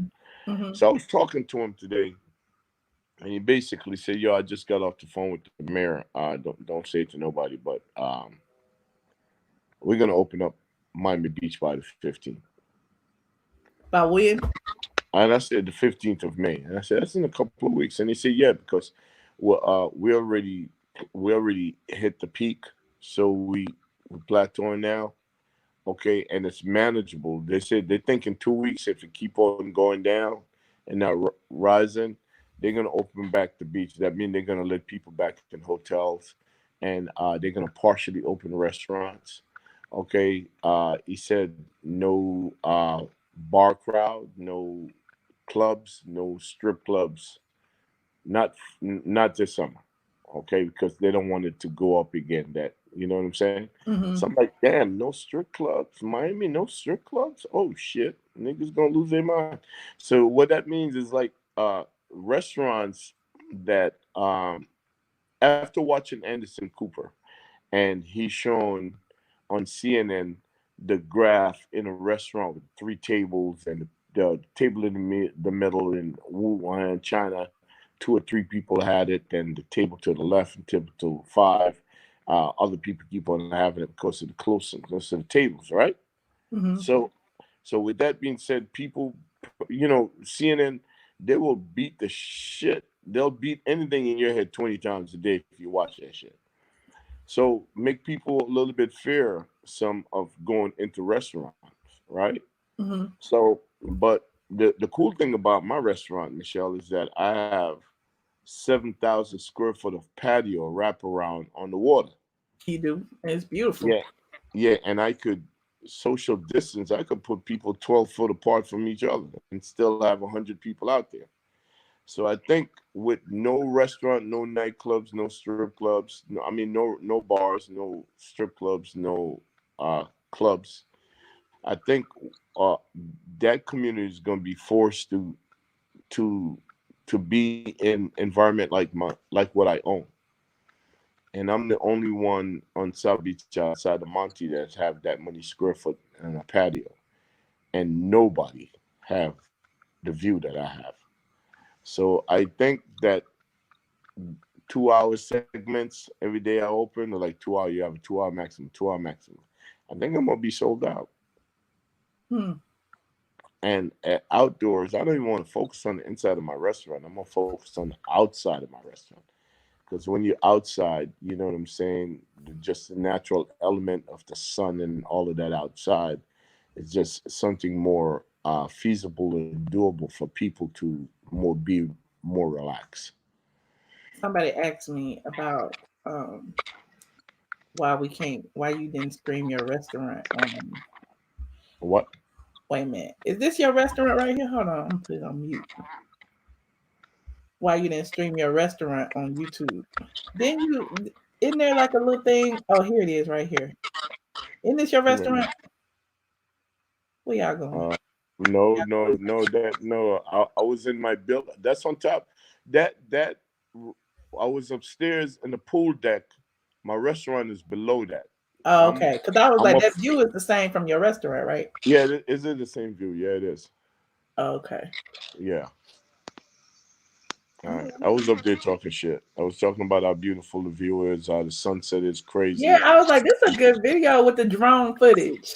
Yeah, yeah, yeah. Shit, yo, that's Who did that that bar. for you? I need that. I need a drone footage in my life. Man, it's a company called Time Shifts. Two homeboys that own it. You Uh-huh. know what I'm saying? And they're amazing with that drone shit, man. I'm telling you. Like, yo, it's crazy. The way they do it. Oh my God, I'm in rare form talking shit right there. Okay. You know what I'm Thank you, saying? Don, for becoming a member. Okay, that's what's up. Wait a minute. I want to see. I wanted to see it when it flew away. Where is it? When it fly away. It's getting ready to do it. Look, Okay. it's getting ready to do it. You were talking shit. Let me turn it up. Let me see. You probably ain't talking shit no more. Woke up out my bed. That might be copyright. Woo! Look at that. Look at that. Yes, I was like, yes, drone footage. Look at that. Look at that. Yeah. You did good. Look at that. Look at it. Look at this shot right here. Look at this shot. Boom. Come through, Scarface. Boom. Boom. Yo, remember in the new Bad Boys movie? Uh-huh. That's a penthouse in the same building where they shot Will Smith Oh, home. Yeah. He shot it in that building, in the building where my yeah, restaurant. that's nice. But then it was another. Then in the other video you were showing, was it this one? I know one of them you were showing the inside of the restaurant. Was it this one? No, I was outside. I was doing a slutty vegan thing outside. I was talking about their burgers. That's the line to go inside the restaurant. But you was in. I thought I saw some inside stuff. Maybe I did. Maybe that was on your Instagram. On my Instagram. Yeah. That's outside. That's outside on the patio. Hold on, I'm about to go see. Let that play. It might be. Oh yeah, it was this one. It was this. Yeah, today's like the 29th. Oh, I just shot that yesterday. Hold on. Was it this? Oh yeah, this was it. That's the outdoor area. But then you do something in the inside? Because I know I saw some tables. Maybe I don't even remember. That I was don't remember. I yesterday. saw it somewhere. And I was like, look at Peter Restaurant on the inside. Okay, there go you. See, you're gonna go inside, right? Now I'm gonna walk to the other side, I believe. I don't think I went inside. I'm gonna walk to the other side. I'm showing the patio area. I am showing we have tables outside. We got 3 VIP patios that's right on the water. Let me see where I go. I probably went on the inside from the other side. I'm not sure. That area that I'm walking into right now is huge. Yeah, it's beautiful. Yeah. See Somebody, all of that. You see all of that outside? It's crazy. uh-huh. Yeah. It's open now. Somebody said, when is it open? It's open now, but not for the we in the pandemic. We're in the quarantine. It's not open right this very second. You said the promo video. It's another one. I thought I saw one. That's why I was like, wait a minute. Yeah. A couple of days ago, I showed it inside. If you go on my Instagram a couple of days ago, you'll see it. Hold on. Is it this one?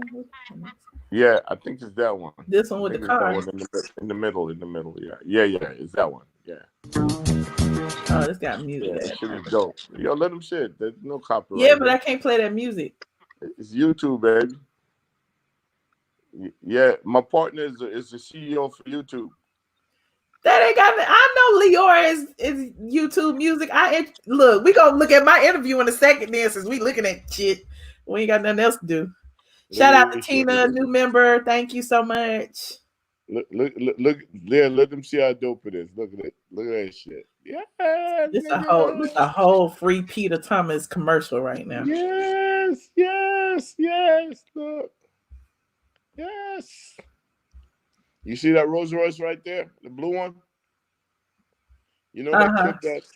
kid that got killed in Florida. His mom drives that car. That's the red carpet. Okay. Who got who? That kid XXX. Oh, Yeah, mom is a beautiful person. She's dope. that place is gorgeous. It is sexy, Sky Dog. Hey, Benjworthy, you still here? I told you to call in. Benjworthy don't want to call. He don't want to talk to Peter. But Who? that's the inside. This is what I was looking at, and I saw the inside. I was like, oh, look.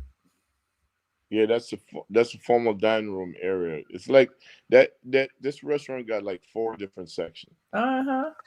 Yeah, so that's inside is a formal dining room area, where I haven't used that shit in Come 2 through, months DJ. because that's LS1, baby. All right. That's DMX DJ. Okay. Yeah, same bar area. This was before the pandemic, I assume. Yes. This is what it usually look like every weekend, though. Yeah. Shit is dope. All kind of people coming there. Shit, whites, blacks, Spanish, everybody coming there. Shit is dope. Hi. And what he did was he built the night. He showed the progression of the night. It started at 8 o'clock, and then by 10:30 it got packed. Uh-huh. Mm-hmm. Sexy Sky Dog says she loved the age range. What, old to older? Let me start. Yeah. It's Grown not. and I mean, sexy crowd. yeah. The average age at that bar is probably around 38 to 42. Okay, come through 38 to 40. Yeah. Every now and then you see some young people in there. You know what I'm saying? This is night to use as you get darker. See, look at that shit. That shit's crazy. It's nice. I love it. Yes. Okay, come through balcony. See that patio? You see what I'm talking about with that Uh-huh. patio? That's all patio outside. Okay. Was this New Year's or something? No, it's just a regular Saturday night. Oh, okay. Yeah. That's a cute man. Okay, I see the cute man smoking cigars. Okay. Yeah. Yes. Shit is dope, right? Somebody said, I'm not going to give you some money. What? What did they bug you? It was on some of that bullshit. Yeah, she's getting it in. Thank you, Tamara. Thank you so much.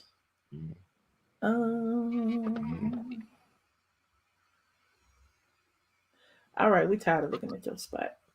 Stop hating. Here you go. See all the cuties?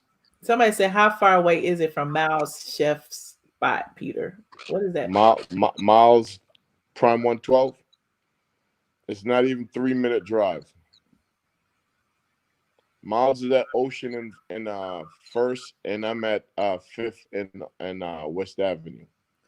Are you coming back to Atlanta? Somebody said open another bar one in the A. I am opening bar one at 265 Auburn Avenue, where I'm building bar one. Is that where I'm supposed to have my ATLien section? Yeah, bar one hotel and restaurant. Okay. Okay. We'll be waiting. I'm on some bar shit. I'm trying to start construction for that shit by July, late July. They said he gave y'all the address and everything. Yep. Yeah, because I own the property. I own the dirt, y'all. Okay. So I'm building. Yeah, housewife paid for the dirt. Not the housewife paid for it. That's a housewife check that paid for that dirt. Thank you, Mayor Kasim Reed. Who is this right here? You about to get blocked, honey. Whoever this is right here. Asking for money in my chat. Hold on. I can't even get to the chat to block them. And I don't have no mods in there right now, but whatever. Shit is dope, right? Look at the drone. Look at the drone. Woo! Look at the city. Woo! See what I'm talking about? I love drone footage. That's what I'm talking about. Yeah. Boom. Drone footage. Gateway. I better eat for free every time I go. Because you gave me an ad. I always eat free anyway, but I'm gonna make sure I order some extra shit. You gave me an ad at 1:30 in the morning. Exactly. To 939 people. Hey, all 939. That's what I'm talking about. Now we're gonna do my ad. Hold on. Okay. Nobody's seen this video. I told you I interviewed Lior. You have it? I did. Here it is right here. Okay, let me see. This is YouTube music. Shout out to Babyface and LA Reid. We are honoring Oh shit, wait a minute. Contribution to Atlanta music and everybody who came after them. It is wonderful. It is an Atlanta celebration. I can't wait to share it with y'all. Just wait. We here. We out. Bye. There go Candy and Todd.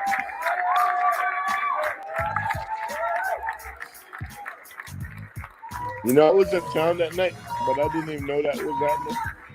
You didn't know it? No. Everybody was there. Thank you so much, Talking Faces. Welcome. It's Leah. The greatest songwriter ever. And so that was a really high bar for everybody I met from that point forward. You know, I'm working with Babyface. So I said, give me a song. Just think about what I'm listening to every day. I've been able to write the songs that I write, but I'm just as blessed to have known and worked with the people at the Face. Hold on, it's only like 5 minutes. To be a part of this city and to be partially responsible for that. So that was YouTube music that honored them. I'm fast forward to Lior. Personally on camera. T.I. and Tiny to see if they will answer a contribution to Atlanta music. And we appreciate YouTube bringing them all together tonight. Thank you. Thank you. Atlanta, there's nothing else to say. It's powerful and needs to be recognized that the music industry brings a lot of money to this city and should create a situation where all this talent that's in Atlanta should stay here and should not go to Los Angeles or New York. The government should be supportive of creating the incentives for the creative community to stay in Atlanta. Thank you. Thank you, everyone. Thank you.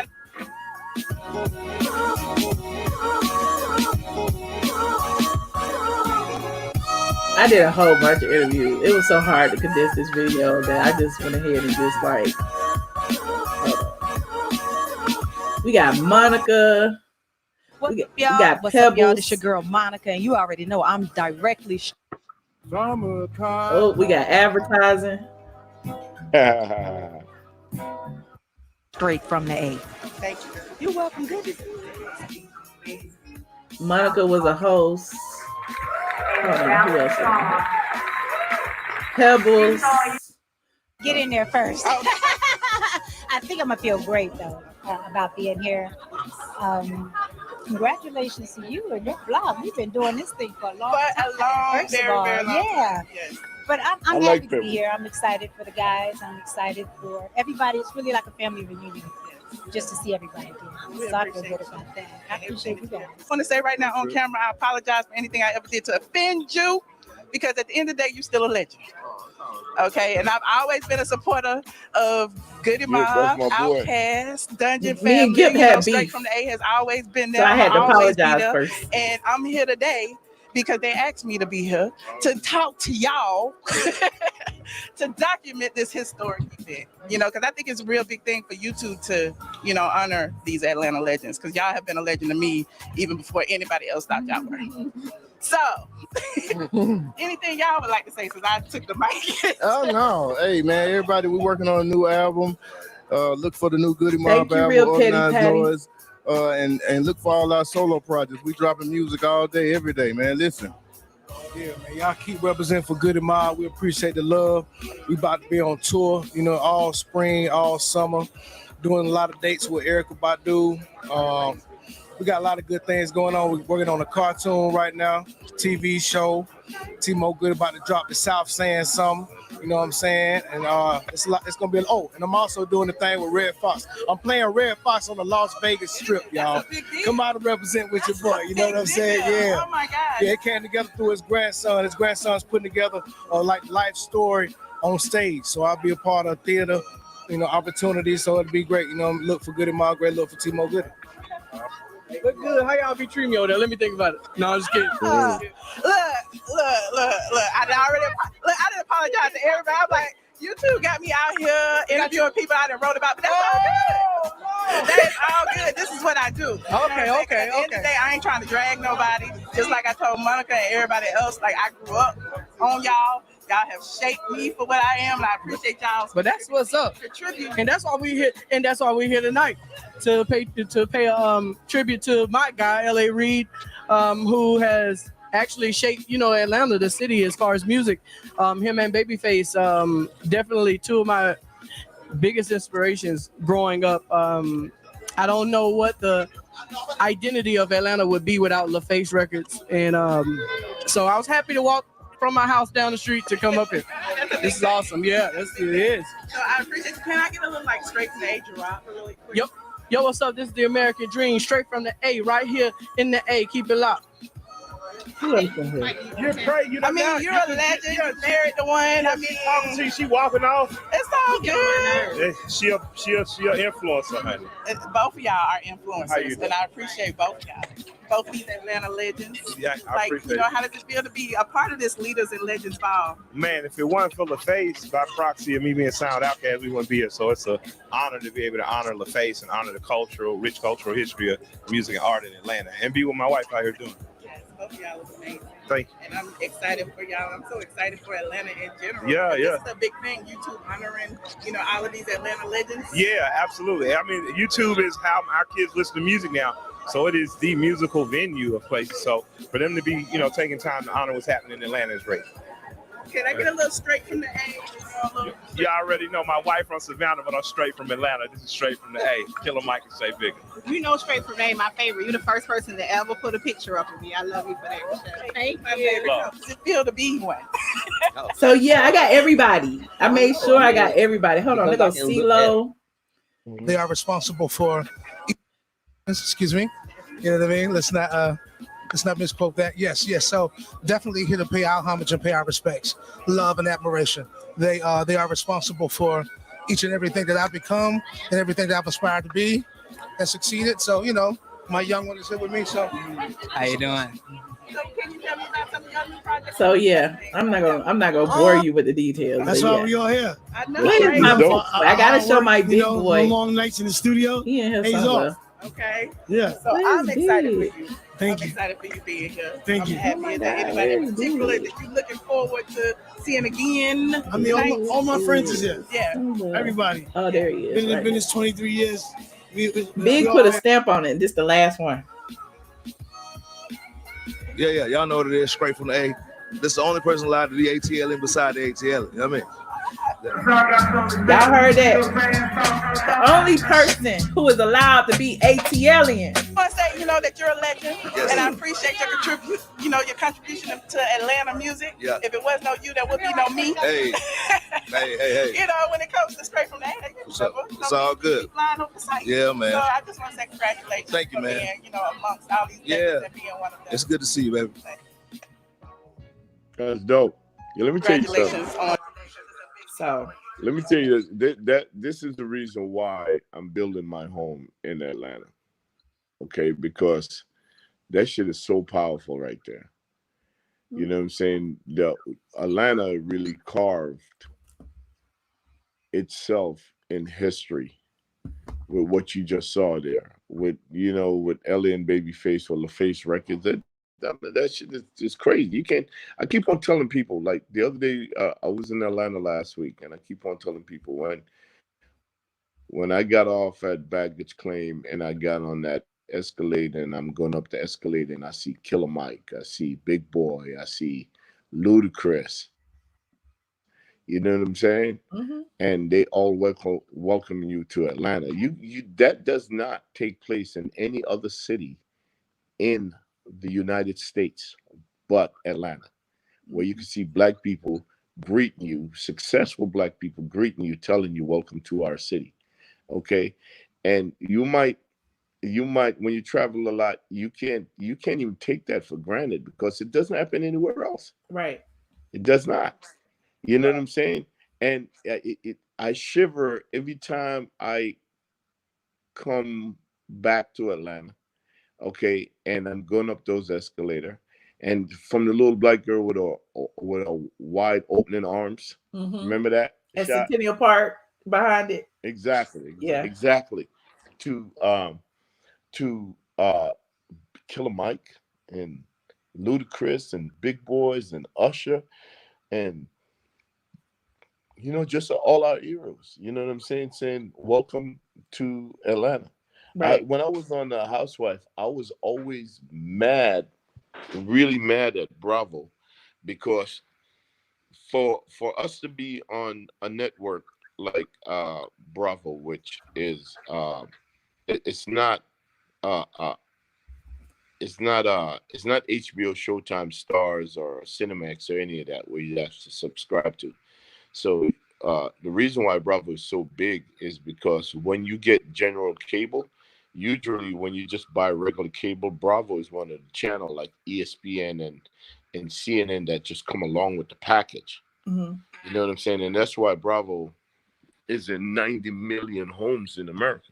Mm-hmm. You know what I'm saying? So I'm sorry about that. So I was always mad at them that when I go to LA and I'm in Beverly Hills or in Rodeo Drive or on Wilshire, you see this huge billboard of the Beverly Hills Housewife on Sunset. You know what I'm saying? And they don't even do our numbers. But when you come to Atlanta, we have no billboard. And that's the #1 show on Bravo in the last 12 years. Wow. You know what I'm saying? Yeah. #1. Beverly Hills can't even touch our numbers. Okay, so I always call them up and say, yo, what kind of bullshit y'all on? They say, well, we don't have to advertise because y'all are #1. And that's what I was about to say. And that's what I've always been told. Yeah, and I'm saying, but you advertising them. Those billboard on Sunset ain't cheap. So but I guess they feel like they have to spend more money on advertising because they don't have a lot of people watching. So they gotta advertise. But Michelle, my thing is always, my rationale is always, hey, look, you have to celebrate also what's #1. Right. Especially there's 6 million people that's in that metropolitan area. Could you know how proud they would be for us to say our #1 show and then show the girls, you know what I'm saying? Nah, I don't even want to be on it. Just the Housewife, because it's called a Housewife. Just all the girls on a huge ass billboard on 75, 85 coming to downtown Atlanta, like where like where Jermaine used to have Welcome to Atlanta billboard. The So Deaf billboard. Yeah. Man, I used to love that shit. I was so proud of him when I was mad when he stopped doing that. Yeah. You know what I'm saying? Because Jermaine Dupri is Atlanta. Oh. You know what I'm saying? So just and up until this day, Housewife is still the #1 show on Bravo. You know what I'm saying? So to me, you should spend that extra money just to celebrate and make these girls feel like, oh my God, we're leaving a mark. You know what I'm saying? Because no matter what you say, it's still, for the last 10 years, to be #1 for 10 years on a network, that's, oh my God. You know how many shows that they brought on that network hoping that it will just knock Atlanta Housewife out of the #1 slot? Picture having a record on Billboard for 10 years that's #1. Right. It would never happen. Never. Mm-hmm. So this show, and when it comes, the Kardashians, major family, right? Mm-hmm. Major family, major money, all right? They come on Sunday nights. Ratings are usually in the high 1.8, 1.9, 2, 2.0, 2.1. They never beat Housewife in the ratings. Never beat Housewife in the ratings. Okay? But yet their contract is $100 million deep every time they negotiate it. All right? Yes, their contract is guaranteed for 4 years, 5 years. Okay? Housewife, they give them contract only for 1 season. And they just dangle a carrot over their head season after season after season. Right after the reunion, everybody's wondering, are we coming back? Are we coming back? Are we coming back? And none of them are at ease until they get their fucking email. I promise you, I don't care who it is. None of them are at ease until they get the email said, welcome to the blah, blah, blah season. Blah, blah, blah season. They know that check is coming right after that. Wow. Probably Candy's probably the only one they're like, I don't give a fuck. You know what I'm saying? Because she knows she's the only one on the show that's from Atlanta. She's the only one. None of the other girls are from Atlanta. Oh, you mean like, yeah, because Nene from Athens. Yeah. Oh, okay, my bad. What's her name? Portia's from Atlanta. Yeah, Portia's from Atlanta. Yeah. Okay. Eva, California, I guess. I don't know what she was born. I think she's from Toronto. Kenya, Detroit. Yeah. Marla's from St. Petersburg, Tampa area. Mm-hmm. You know what I'm saying? The other girl, I don't know where she's from, but she's not really a housewife. Yeah. You know what I'm saying? So, I mean, like, yeah, but I would love to see them give them a billboard just to celebrate them and to celebrate the fact that they on that particular network, they were #1 for the last 10 years. You know what I'm saying? That shit would be dope. See? Boom. How dope was that billboard? Right. For years. Crazy. Right. Crazy for years. When you come into the city, that's the first thing you see. Exactly. Yeah. Take your hat off to Jermaine Dupri. I don't care what nobody say. That shit was dope. You know what I'm saying? I don't even have to get along to respect. Look, it used to be before Jermaine, it was BMF. Don't forget about that. No, BMF came after. It was after? Yeah, way after. Okay. BMF was 2000. I had Barcode on Miami Beach when BMF was flexing like that. Okay. They came way after. Okay. Jermaine was there from damn near Jack the Rapper days. Okay. You know what I'm saying? BMF was a flash. In this article. What? I just be looking up stuff as you talking. I was saying they have both of the billboards in this article. It's talking about street execs. The person who that's a whole nother story. That's the So Deaf billboard. And then the BMF billboard.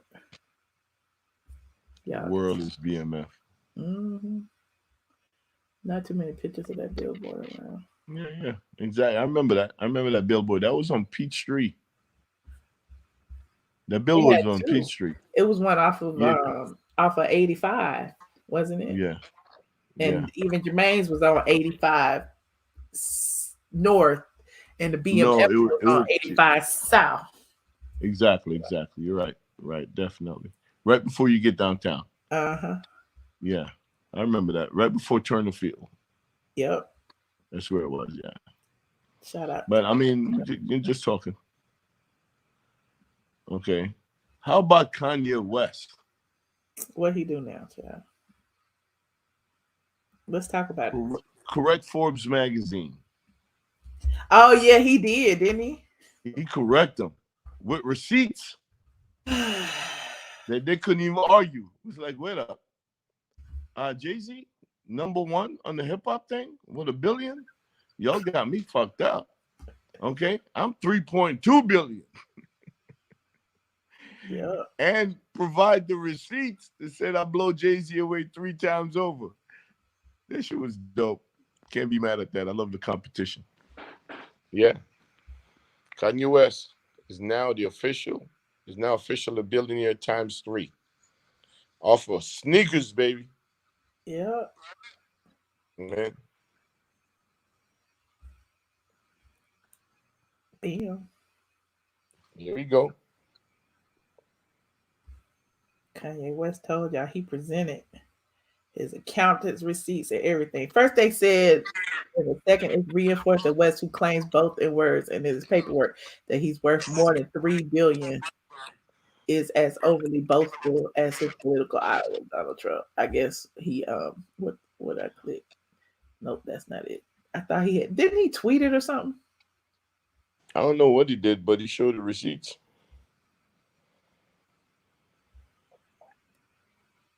Okay, billionaire. 3.2. And you know, Forbes magazine would not publish it if it wasn't true. Yeah. Because that's what they're all They about. changed it. Yeah. Yeah. It was like, wow, he sold that many sneakers. You got you some Yeezys? I have never. Me either. I am 1,000% Adidas. No, not Adidas. I love Adidas. I thought Yeezy was under Adidas. They not under Adidas? I don't know. They probably is. I don't know. I just don't want to pay no $300-400 on those sneakers. My Adidas cost me $82. Okay. I heard they're super comfortable though. Okay. You don't have the list? You don't have the top 25 list? Hold on. I just went to Forbes and went to his article. I don't think the list on here. Hold on. No, the list. Yeah, the list is on Forbes. The top 25. That shit. I didn't know Nicki Minaj got that much coins. She's on it. Here it is. Billionaires list. No, that's the richest rappers. You got to put rappers. It said the world's billionaires list, the richest in 2020. No, not that one. There's one for hip hop artists. Oh, okay. Hold on. How do I do it? Hold on. Let me go back. Forbes. Hip hop billionaires? Yeah. Well, it's not too many billionaires. Most of them are millionaires. Richest rappers? Yes, that one. Hold on. Let's see. 2020. This ain't even Forbes. I said, what the gorilla? I don't even like the name of that website. Yeah, no, Forbes actually publish it. Yeah, I'm looking for it. I don't see the article. The article I see is about Kanye. 10 richest rappers 2020. Let me look at this.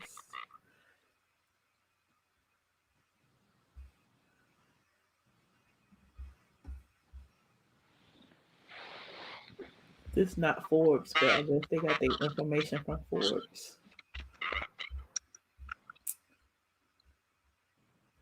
Number 10 is Snoop Dogg. Number 9 is Lil Wayne.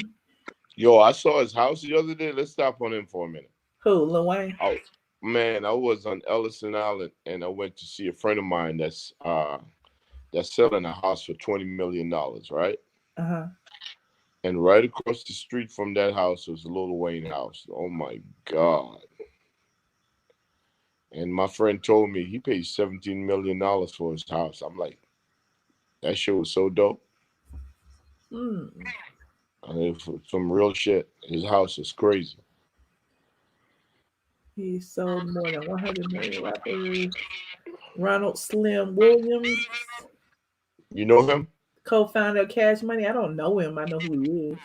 Yeah, Slim don't really make that much appearance, but Slim is the older brother to Baby. Okay, he's the brain behind all that shit. So he got more money than Baby? Yes, he does. Oh. And Birdman? Yeah, he does. Birdman is okay. Eminem. Number 7. Okay. Marshall make a lot of money. Okay. Master P. Yeah, Master P. He's that guy. Okay. 700 million. Okay. Yeah. Drake. Yeah. Drake.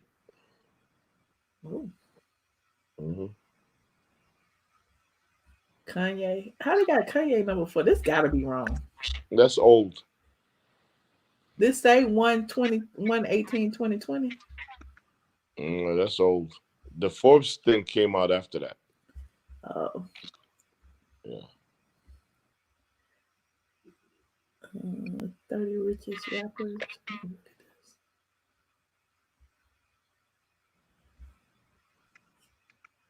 Wiz Khalifa is 30. I don't even know half these people on this list. Let's start at the top. Eminem is 5. Diddy, Jay-Z, 2. Number 1 is Kanye. Yep. Number 2 is Jay-Z. And number 3 is Diddy. Yep. Number 4 is Dre. Damn, I thought Dre had more money than everybody. No, you don't. Number 5 is Eminem. Number 6 is Master P. They don't have no picture of Master P though. Number 7 is Drake. And number 9 is Ice Cube. Okay, Ice Cube. Wait. Number 7, number 8 say Usher. Usher ain't no rapper. No, but I don't know why they always put him in that category. They always do. Correct. And number 9 is Ice Cube. And then Lil Wayne. Yeah. Well, the last settlement Lil Wayne got from Cash Money was around $80 million.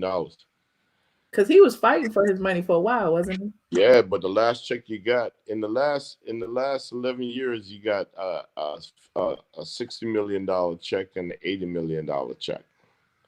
Wow. And you know he still own a third of what Drake makes in his publishing. I mean, in mechanical sales, you get a third of that. Somebody said this one old too. Yeah. 11 is Pharrell. Yeah. Pharrell just bought a house in the Gables for $30 million. 12 is Snoop. 13 LL. 14 Birdman. 15 Swiss Beats. You saw his house in Cali, Swiss Beats and Alicia Keys? I did see that. That shit is crazy, isn't it? They got a video about it on YouTube. Yeah. Through this whole list. What? Oh, Peter, you done kept me up all night yet again. It is 2 a.m. I kept you, girl. I came on board at 1-something in the morning. I know, and I was getting ready to get off, and you kept me on for two more hours. Well, all your people is already asleep. It's probably just me and you on the show right now. 166 people. It went down 100, but we still hanging in there. Y'all, how much where y'all at? Where y'all up at? Put your cities in the chat so we can see where y'all from. You said I've been working for 5 years straight. Okay, come through. You said drop the link. Oh, your baby in the chat, Rosie. You gonna have to be on the camera. Who? Your girlfriend in the chat. Your YouTube girlfriend. Where's she at? I just dropped the link. They said Rosie is running from the Players Club. Oh, shoot, Pittsburgh, Santa Cruz, Cleveland, Detroit, New York, all over. Mm-hmm. Yes, Atlanta's in the building. Dallas, Texas. Hey, Queen, Detroit, Philly, Roger in Huntsville. Look at all these people.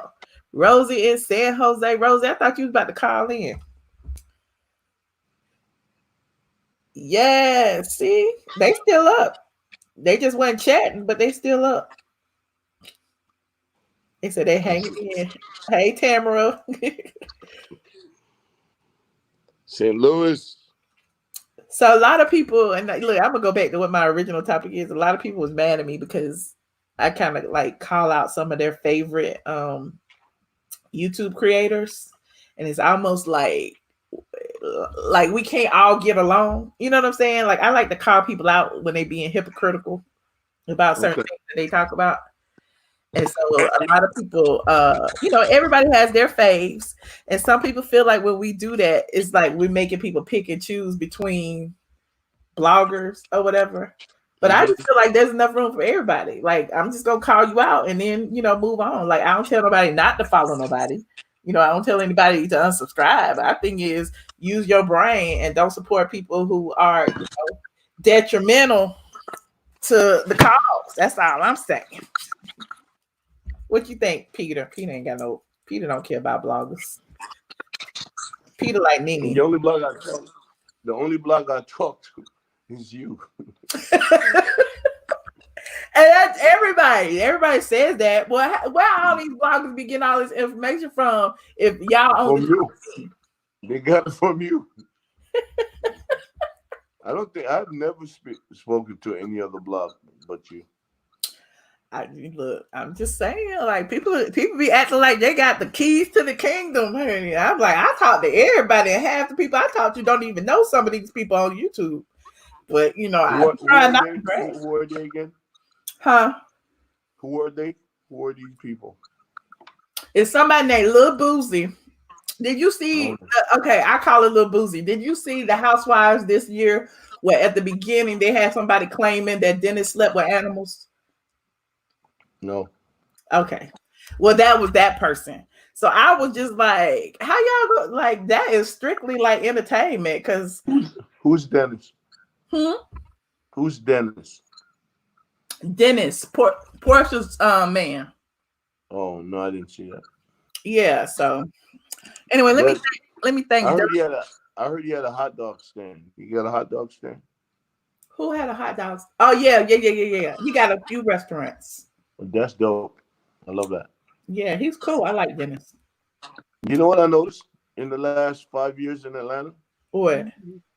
A lot of these cats that's on TV now, they all went into the restaurant business. That's smart. Yeah, they weren't doing it when I was there. Mm-hmm. Right? Rosie got on her blonde wig tonight, Peter. Blondie, baby. Blondie's in her house. Hi, Peter. Don't talk to me, Rosie. We're in friends. Oh, okay, I'm sorry. Your woman got on you, huh? Tell her I'm sorry. Nobody got on me, baby. I didn't mean to disrespect her. What you mad about? She's not up this late to watch you. Oh, okay. Don't have her come pull up, all right? Hi, Chad. Hi, Michelle. Hey, sis. How you doing? Hi. You would see her coming because there ain't no black people in San Jose but your ass. Okay. Hold on. Let me read this real quick. You can't say that for sure that Dennis does what Dennis does. We don't know for sure he does. Maybe you may be there. We don't know for sure. But okay, if you can say that I don't know for sure that he doesn't sleep with animals. It's so absurd. How do you know for sure that he does based off of what she said? So you can use both ways. I mean, human beings are animals, so maybe No, she said he was sleeping with dogs and cats. Oh, that's some stupid. Who even comes up with something like that, though? Exactly. I mean, come on. That's my point. No. Wait, hold on. Don't get me wrong. I'm not trying to bash your girl. I'm just saying for someone to come up with something like that, that's a little over the top. No, listen, don't have, because okay, I like all of y'all. Okay, I like you. I like, see, I can't say them on your channel, but you know, I like Diva. I like, you like Lil Boosie. You can like Lil Boosie. I can like whoever I want to, because my bills have still got to get paid regardless. You know what I'm saying? Exactly. But It's the thing all about it entertainment. no, wait, but the thing about it is, y'all might not like each other this year, and then may hook up next year. Not hook up, but you know, become friends again. And then we like, We you were know, never friends. I never knew who this person was. We were never friends. So if that being said, we will never be friends. But you guys do that for commentary to make You points. guys do not. I just came to YouTube. I didn't know none of these people. So if I don't know them in real life, that's not me. You see what I'm saying? So if they want to, you when I have came to YouTube, they were commentary to already make talking about me. Right. Because of what happened. And that's how I found out about you. That's the only reason why I found out about you, because of old girls. I never even knew about you ever. So, I mean, maybe that's coins for you. What do they say? They don't talk about you. No. I mean, well, I guess now it would be, but before I even got on YouTube, they were talking about me. You know what I'm saying? So before I even had a channel, they were talking about me. Before I was even on YouTube, it was videos with Michelle Brown or ATLien them. You see what I'm saying? Well, I guess a website, Atlanta, but that's down in Atlanta. See, now I'm in California. No, that's not in Atlanta. That's on the YouTube land. Because I put out a YouTuber. I put him out of my house. So that was like all over the YouTube, and I wasn't even on YouTube.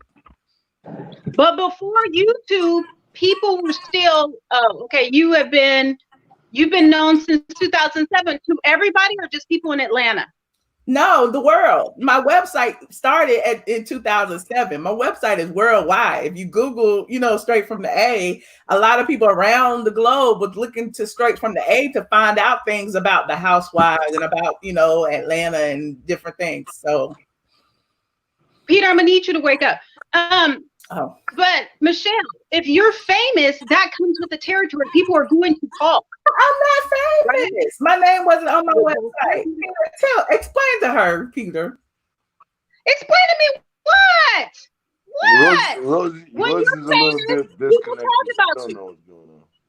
Yo, if you want to know what's going on in the A, you got to go straight to the A. Right. Okay. And she's famous. Therefore, she's going to have notoriety, whether good or bad. Right? Yeah. That comes with the territory.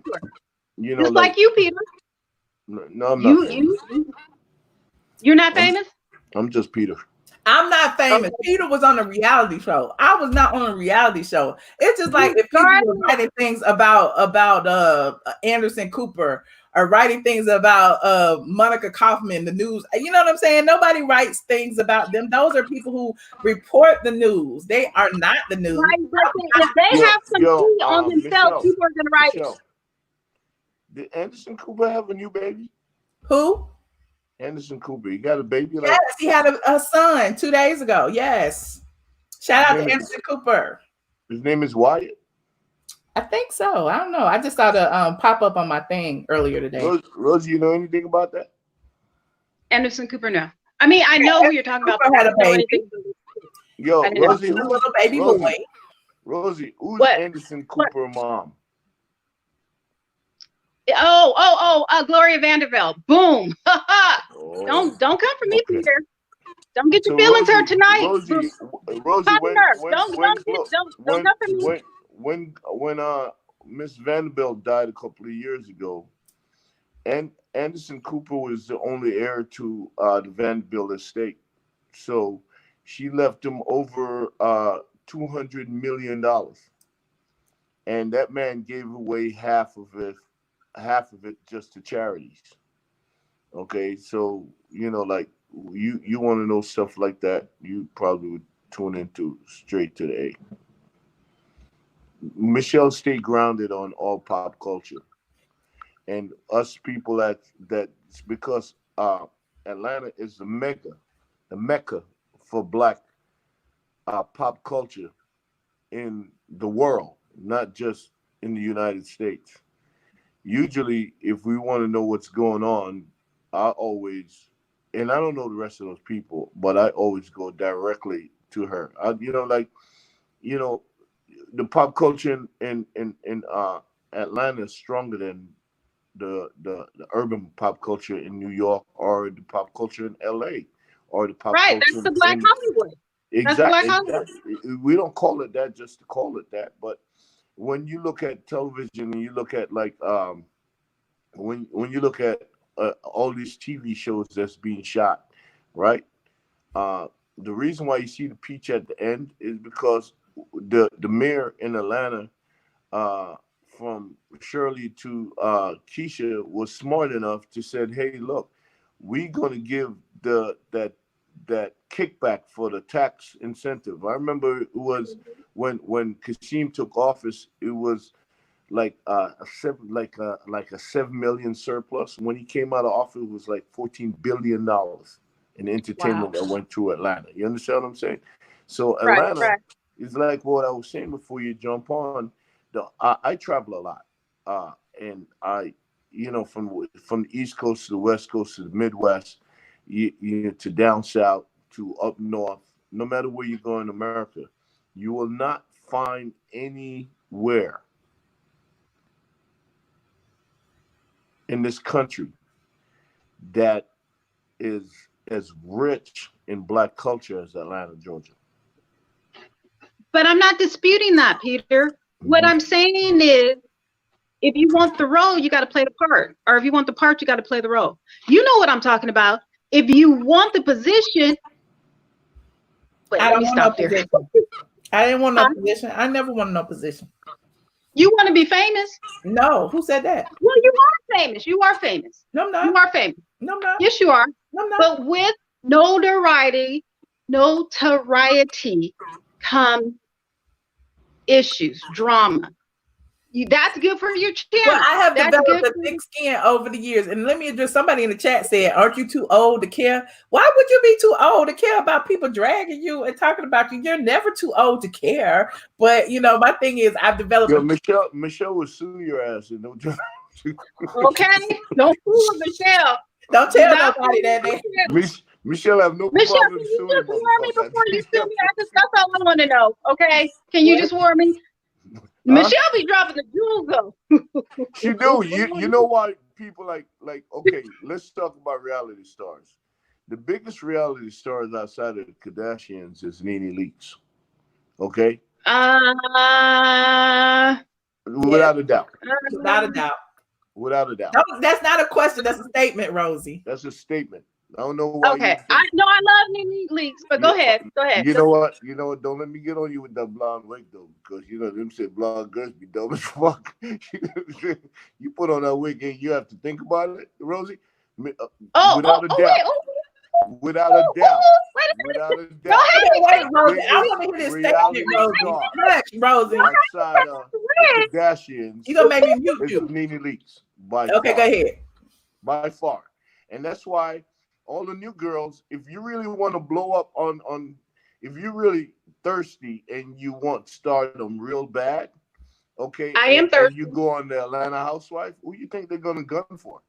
They're gonna gun for the biggest reality star, which is NeNe Leakes. You know what I'm saying? So everybody is always trying to take that spot. The reason why Kenya fight with NeNe so much because Kenya want to be bigger than NeNe. But she could fight with her for the next 10 years. She's still never going to be bigger than NeNe. I promise you that. Okay? She's always be a distance, probably second or third. She'll never be bigger than NeNe. Unless the only time you will be bigger than NeNe is if you do you and don't give a fuck about NeNe. You understand what I'm saying? Okay? The reason why I became a household name on that fucking show is because I challenge everything she do. You understand what I'm saying? I was smart enough to figure that shit out. Like fuck that. I don't agree with her because she's like. But Claudia Jordan said it on Fox Soul, that show they have. She said that when she first came on the show, Carlos King told her that every new person goes in on NeNe. Like that's the MO. Like if that's the way you want to stay, you gotta show that you could go toe to toe with NeNe. Yeah, and for Bravo to pay attention to you, for you to get that second season, because first season ain't shit. For you to get that second season, let me tell you, the scale, first season, they might give you 50 grand back then. Second season, you make it the second season, you're going to get 200. Third season, you're looking at 400,000 plus. Okay, you make it fourth season, damn, you're on your way to be a motherfucking millionaire. 5 seasons, you're over $1 million. You know what I'm saying? So all them girls right there, every year, they economics, they go for that shit. Is either you're gonna be friends with this motherfucker or you're gonna go against this motherfucker. Either you're gonna be an ally or you're gonna go against her. And I promise you something. Some of them figure it out. Okay, in real life, who she gets along with. And right now, I don't even know today who she's getting along with. But I remember being on set and I see Marlo and Nene went at it off camera. Like off camera, like where they physically have to pull Marla apart because she was gunning for Nene.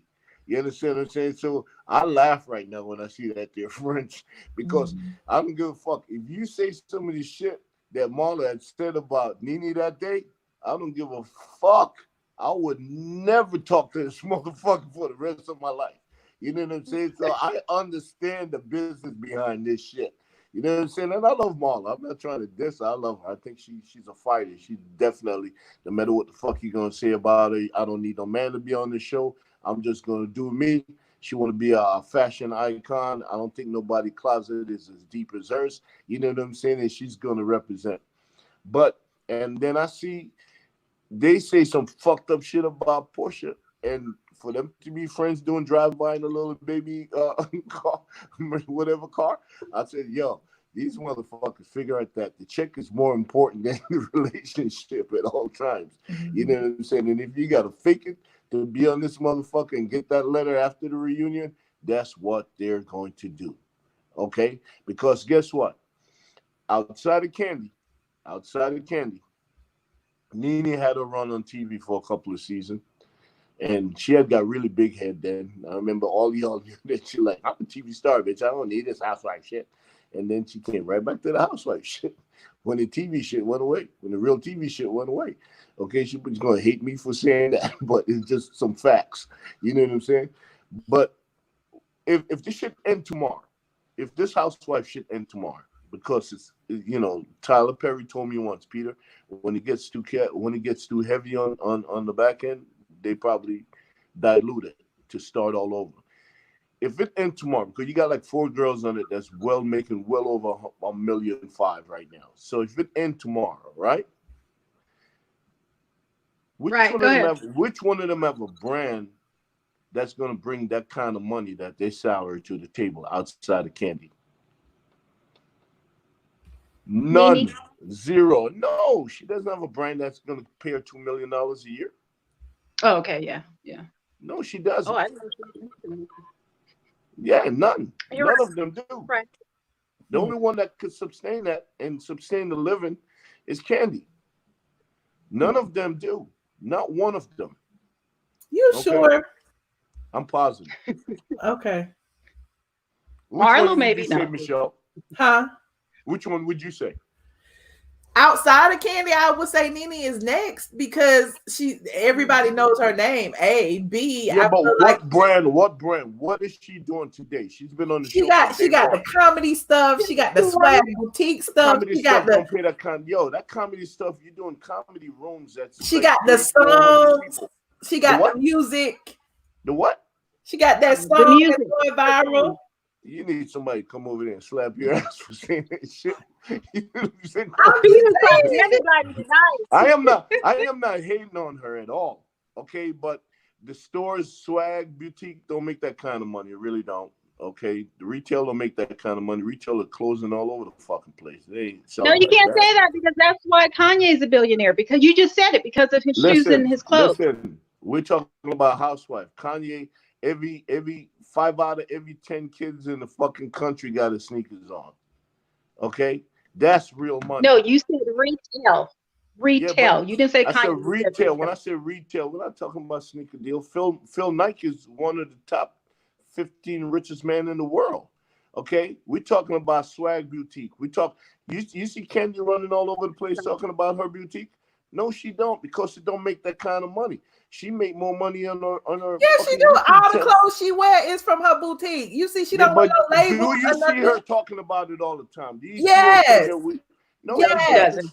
Yes. She's not in no listen, she's not in no Federation store. Don't be acting ignorant now. She's not in no Bloomingdale. She's not in no Macy's. Okay, she's not in no H&M. She's not in none of those stores. When you're making money from retail is when you could go to any city and you could go 50 different places and buy this shit. Okay? None of them got that going on. Let's be real about it. Okay? They got a little boutique spot all over the place. It's like me comparing myself to Houston's. I'm not. I got 2 fucking restaurants. I'm not Houston's. Okay? I'm not Shade Shack. I'm not none of them joints. Yeah, my thing is with Candy, y'all keep capping for Candy as if she got all the money. No, wait. All I'm saying is clearly she needs it just like everybody else, or she would not be there benefiting from the platform like everybody. Okay, all right. Let me say something to you. Like, there's some education shit going on right now. The reason why me and Candy don't talk. I talk to Nene more than I talk to Candy. Okay, period. I'll probably say hello to Candy, and I'm the one who reach out.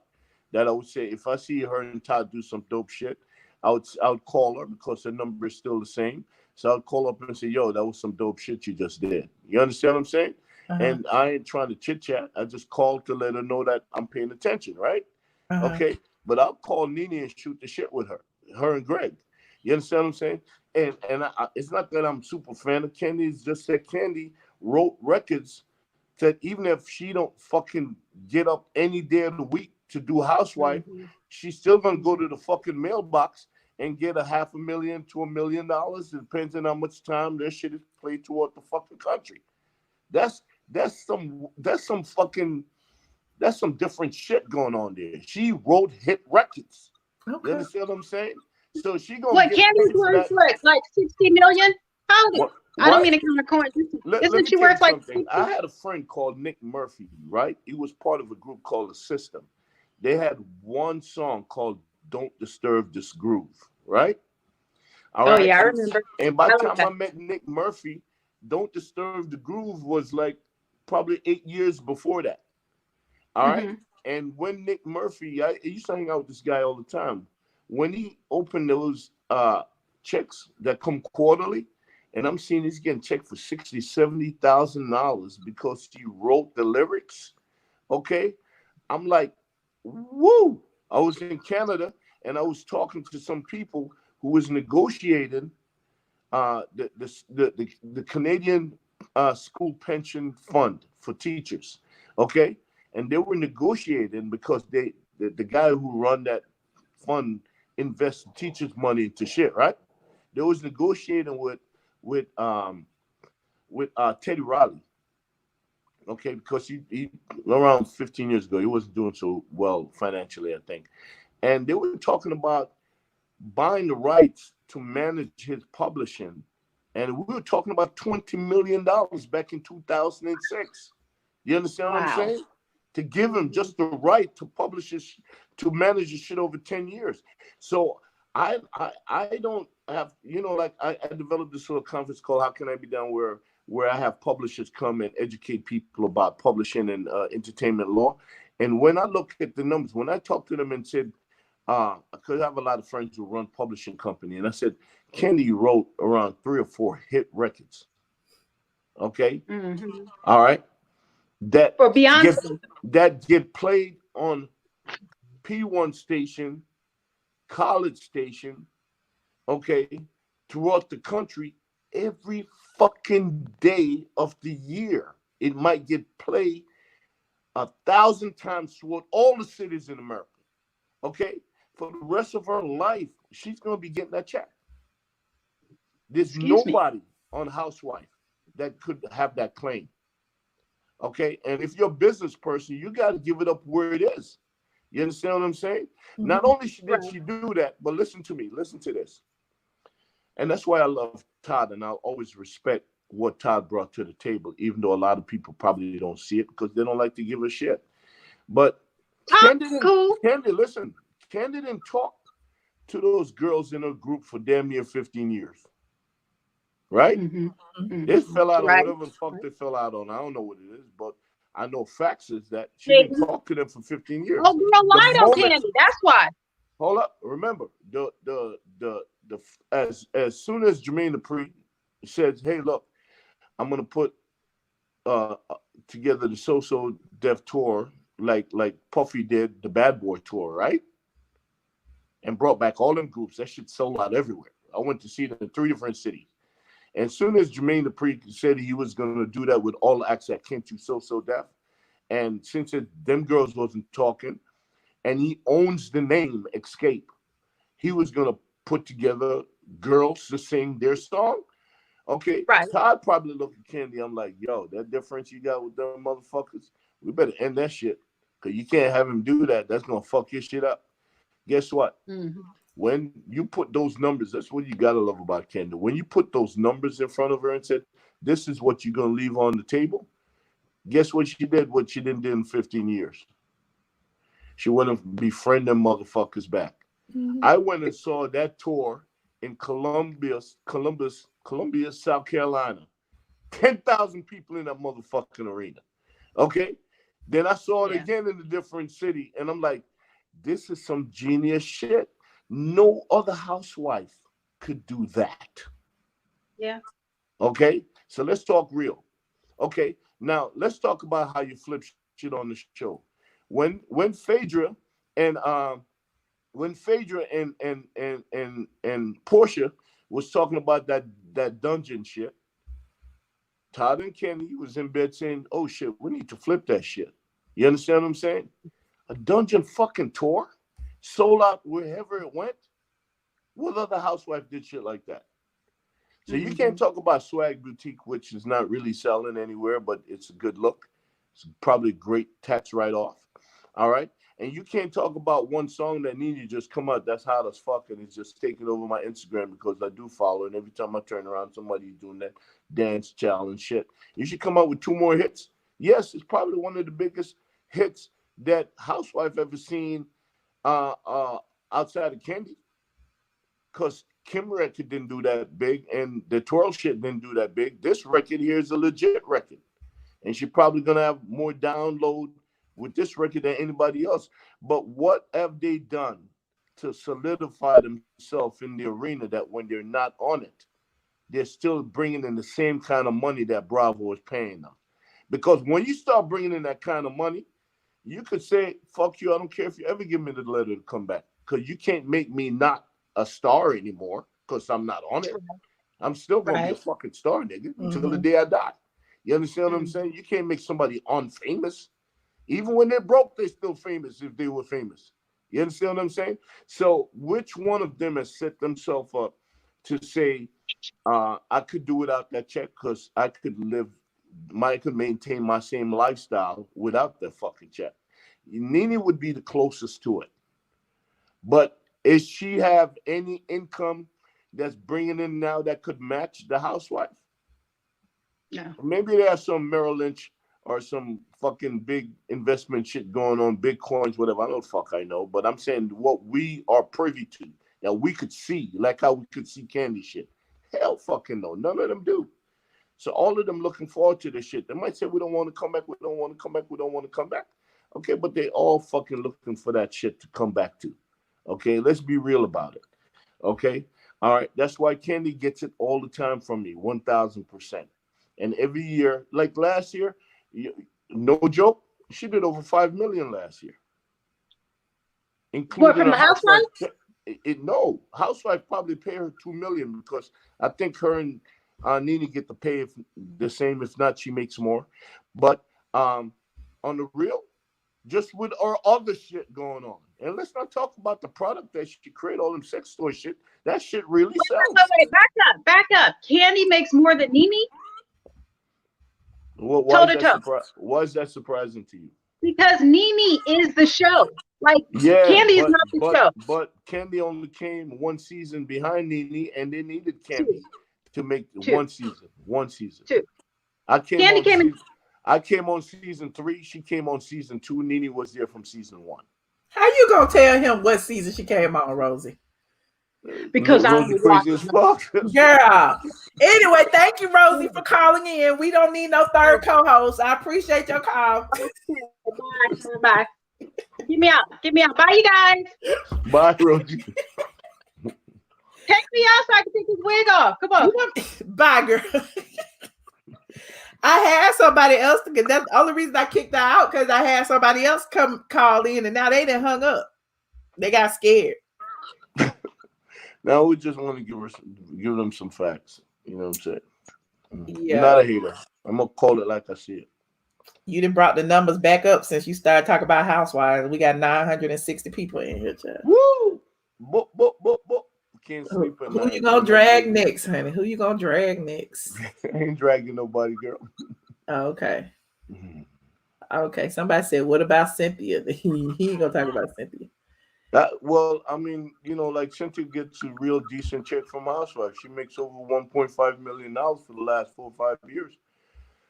And what y'all can't say is that I try to take none of that shit. Y'all like to throw me under the bus, but in my divorce, I said I want none of that shit. She could have it all. Okay. All right. I didn't try to fight with them. They said, yo, my lawyer looked at me and said, yo, Peter, you sure? You sure you don't want to do this shit? Because, for the next 4 or 5, as long as she's on the housewife, you could get 50% of the salary. That was your wife. And I said, I'm not that guy. I don't want to live after no woman. I don't want no woman to pay my motherfucking bills. They want to talk about the fake marriage license. What? Do you think that Kenya is really married? I don't know. I'm not in her business like that. But from when the facts add up, if you start lying about where you actually did get married, it kind of make people question that shit. That's what I said. Why would you not question it if yo, I know I got married in the motherfucking museum on the dinosaur in Atlanta. Look who called back. You know, I'm not gonna forget that. Never. We'll What's up, never Jazzy? forget that. Michelle, don't be saying that. What?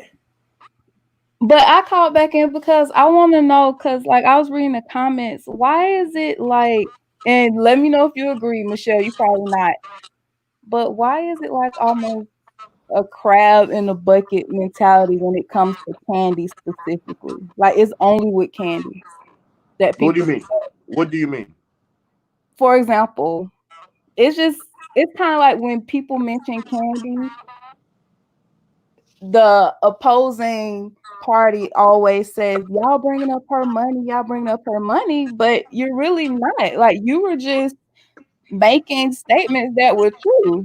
I wasn't bringing up her money. I was talking about No. I'm saying you were making solidified statements. Mm-hmm. But in the comments, they were like, why are you bringing up her money? Why are you bringing up her money? The reason why they do that, because people only hear what they want to hear. They never really listen. You know, when you're in school and the teacher is teaching you something, and if you listen to the beginning, the middle, and the end, then you can't get it wrong. You understand what I'm saying? Yeah, Most people only listen to little segments of the conversation, and then they jump in and try to chime in, and they don't even know what the context of the question was. So usually when they start talking like that, I pay them no mind, because clearly they're bad fucking students. They weren't listening to what we were talking about. Okay. I understand that, but have you noticed that it's only when candy is the subject? Like they don't do that to anyone else but candy. I haven't noticed that, but thank you for bringing it to the forefront of my motherfucking brains. Michelle know what I'm talking about.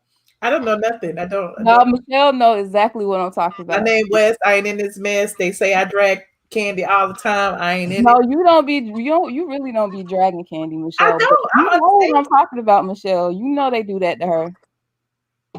Well, every time I talk about Candy, I actually praise her because of the respect that I have for her business sense. I'm a businessman. Yeah. So for the respect that I have for her business sense and the choices that she makes, and now she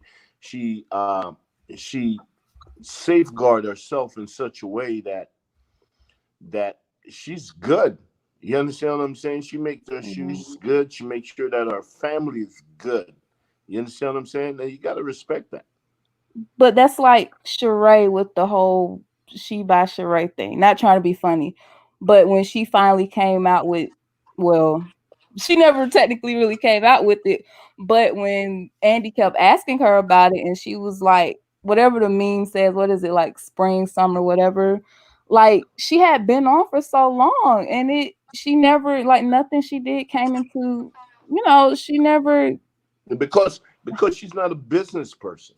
You understand what I'm saying? Well, Yo, she listen, proved that all those years she was on the Housewives and she didn't turn nothing. But Just yeah, like she Dwight did. said, a fashion show with no fashions. Right. Like, Yeah. You remember when Dwight says that? Yeah. Okay. All right. And to be honest with you, and I'm not even trying to throw no shade to Sheree, because I actually like her. But if Carlos King didn't bring her back to do that season, she probably would have never opened the fucking finished the show. It would probably be never, never, whatever. You understand what I'm saying? Okay, because she didn't have the funds to finish that house. I mean, the house. You know what I'm saying? When Carlos King brought her back, she was able to finish the house and showcase the opening of the house on that season. And Steve Harvey helped her do that. We all watched that shit, right? We all watched that shit. So when Andy was making fun of She by Sheree being the most famous brand name without the brand, right, without the garment, man, I would have went in the motherfucking lab and I would come up with some shit, because you ain't gonna make fun of me. I'm gonna put that shit out there. The shit's going to work. You know what I'm saying? So some person just said Candy didn't make Forbes. You don't have to make Forbes. She didn't have to make Forbes. But that's the stuff I'm talking You about. don't have to make Forbes to be rich, sweetheart. A lot of people didn't make Forbes and they got a lot of points. You know what I'm saying? Okay. Puff is still mad that he's not a billionaire yet. He's only $855 million. That makes him broke. You know what I'm saying? No, it doesn't. He's gonna get there because he's determined. You know what I'm saying? He's probably pissed that Jay made it before him. He's probably fucked up right now that Kanye is 3 times over something that he's not yet. You understand what I'm saying? Those people live for competitions and they get in their feelings when other people beat them to it. You know what I'm saying? But that's motivation. You know what I'm saying? I'm not mad that I only got two restaurants and it's fucked up and I'm losing 95% of my income. But as long as I'm breathing, I'm going to still stay in the motherfucking game. I'll tell you that much. Because I don't want to work for nobody. I like working for my damn self. You know what I'm saying? Well, I don't like nobody tell me shit. I'm going to get up tomorrow and go back right over that motherfucker. And I might only make $200 in fucking Grubhub by the end of the day. But guess what? It's on my terms. All right. Well, thank you, Jazzy Bell. We appreciate you for calling in tonight. You're welcome. Yo, does Sheree still own the house or does she sell it? Look, I don't know. She did that TikTok video in it when when her mama was missing. They was in that house. That means it's still her house. I'm glad she still have it. Yeah, I like her. I like her. I really do. I don't, but that's a whole nother story. Well, we ain't gonna talk about why I don't like her, but me and Sheree knew. But hi, Yo, what's up, Michelle? What's up, Peter? I'm just doing a little quick in and out, drive by real quick. You know what I'm saying? I hear you, brother. So I got 2 questions. Okay, because you drew up a second question when you was talking about P Diddy's $855 million. Hold on, let me talk about it. Jennifer, Trina, we're gonna answer that next. Go ahead, Okay. So when it comes to the industry, and they put out that these people make all this amount of money a year with their net worth. So are we saying that's not true? Does P Diddy really have that amount of money? Because you said only. To me, only $855 million is not small. You know what I mean? So they say the reason why I said only because all these cats come up together. I was at Def Jam for 10 years, so I was around them all the time. So I know how competitive they are. Okay, every last one of them are. Every last one of them are kings. None of them are anything less than a king. All right. Trust me, I know his personality. His personality is that when Dre sell Beats by Dre and he got $600 million after the 3.2 got divvied up, right? Yeah, I remember like, that. He let a lot of people focus and like, oh shit, Dre's gonna get, and Dre probably would have got there if he didn't give away his company twice. You understand what I'm saying? Right. All right, he probably would have been a billionaire already. All right, but Puff, the way he's driven, oh my God, I know he was in his feelings when Jay beat him to the billionaire status. But guess all of them are in their feelings. Definitely.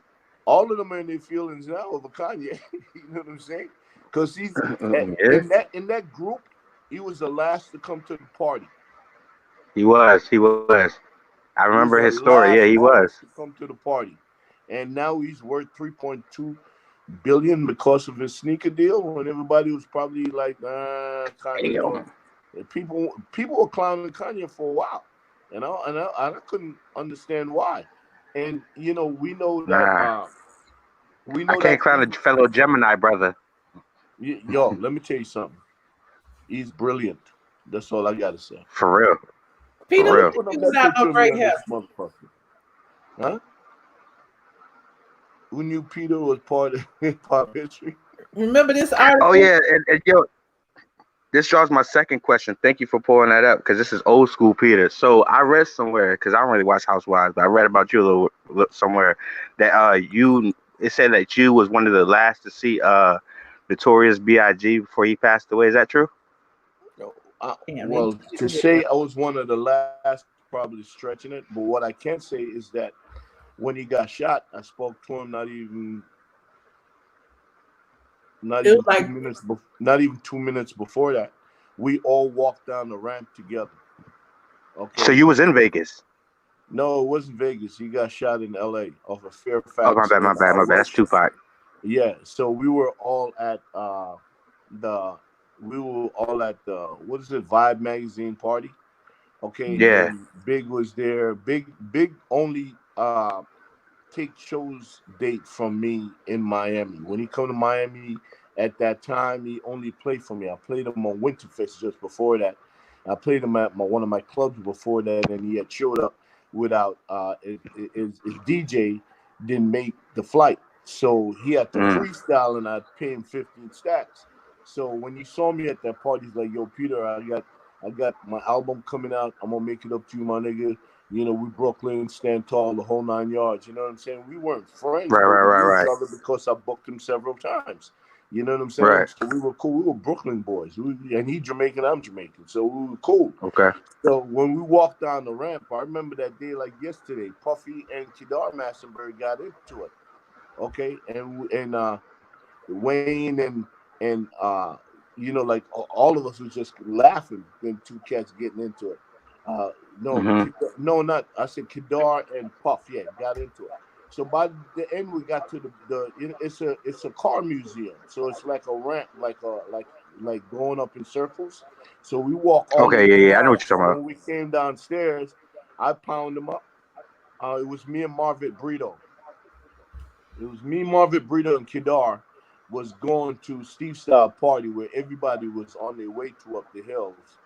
And we walked not even 50 foot to the corner. By the time we bust the corner, and I was driving Nia Long BMW at the time because I was dating her and she lived out there. All right. And by the time we got to the car, we heard like 3-4 shots. And everybody ducked. It's some LA shit. So we all ducked. And then everybody's running to their car. We got to the car, and I drove 5 minutes up to Sunset and Doheny and park at the Citibank and park there because I'd live in that area. And then we start walking up the hill, and then we see everybody crying. And we said, "What happened? What happened?" And they said, "Them gunshot that happened at the museum. That somebody shot Biggie. He's at the hospital." I'm like, "What?" They said they shot Biggie. Got shot. So by the time we make it 2 more blocks up the hill, by the time we got to the party, they said Biggie died. Damn. So it was really fucked up, bro. You know what I'm saying? Because I literally talked to him 2 minutes before he got shot. You know what I'm saying? It's like even when Tupac got shot at Quad Studio, I was there. I took his pants off. Damn, you was there too? Yeah, because he shot himself. Wow. Okay, I could tell by how the bullet entered into his pants and came out by his calf area. And the gun, I mean... Wait, hold on. Wait. You said Tupac shot himself? Yeah, he definitely shot himself, bro. Okay. What? I don't know. They said he got shot several times. I know when he got off the elevator. When he got off the elevator, it was me, Puff, Andre Rel, Little Sean, Jimmy Inchman, the engineer was Dave Kennedy, and I had a model that was with me that was with Ford agency called her name is Dulcinea. And when he got off the elevator, he came right up to Jimmy and said, "Motherfucker, you set me up." I remember that like yesterday. And Jimmy was looking at him like, "What the fuck are you talking about?" Because Little Sean was Jimmy artist, and we were all there because Little Sean was getting ready to have his come up by him and Pac doing a record together. So we were all in the studio waiting on Pac to come.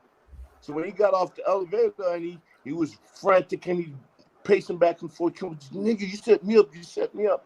And then I'm looking at him saying, "Pac, your head." And he put his hand on his head like this, and he had a gash in his head the size of my finger, right? Like bullet took a chunk out of his fucking head out. And when he went like this and he see the blood, he just fucking passed out.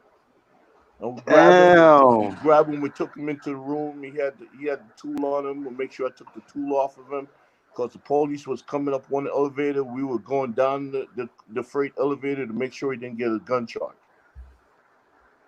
Wow. That's a fact. Bro. That's a fact. Well, thanks for clearing that shit up. Right. Y'all need to subscribe to this channel, Nick. Y'all need to subscribe to this channel. Exclusives everywhere. Yeah, that's an exclusive that probably nobody ever heard before, but nobody that was there could deny that happened. You know what I'm saying? Whoa. Okay. And I'd met Pac before that at I did back in '92. I did a birthday party for Ed Lover and Dr. Dre on YoMTV Raps, and I brought down around 300 people to Miami, back when nobody was coming to Miami, and Juice had just came out with Omar Epps, Khalil Kane, and Tupac, and they were featuring at the same weekend that I did Ed Lover and Dr. Dre party for YoMTV Raps. Cynthia Horner was there from Right On Magazine. What's the other lady? She's still out now. I can't remember her name. She's still out. Damn, she's gonna kill me for not remembering her name. But she had her own magazine also. Sister to Sister. Oh, okay. Jamie. Yeah, Jamie. Everybody was at the party. Puff had came down. Jamie Foster Brown. Yeah.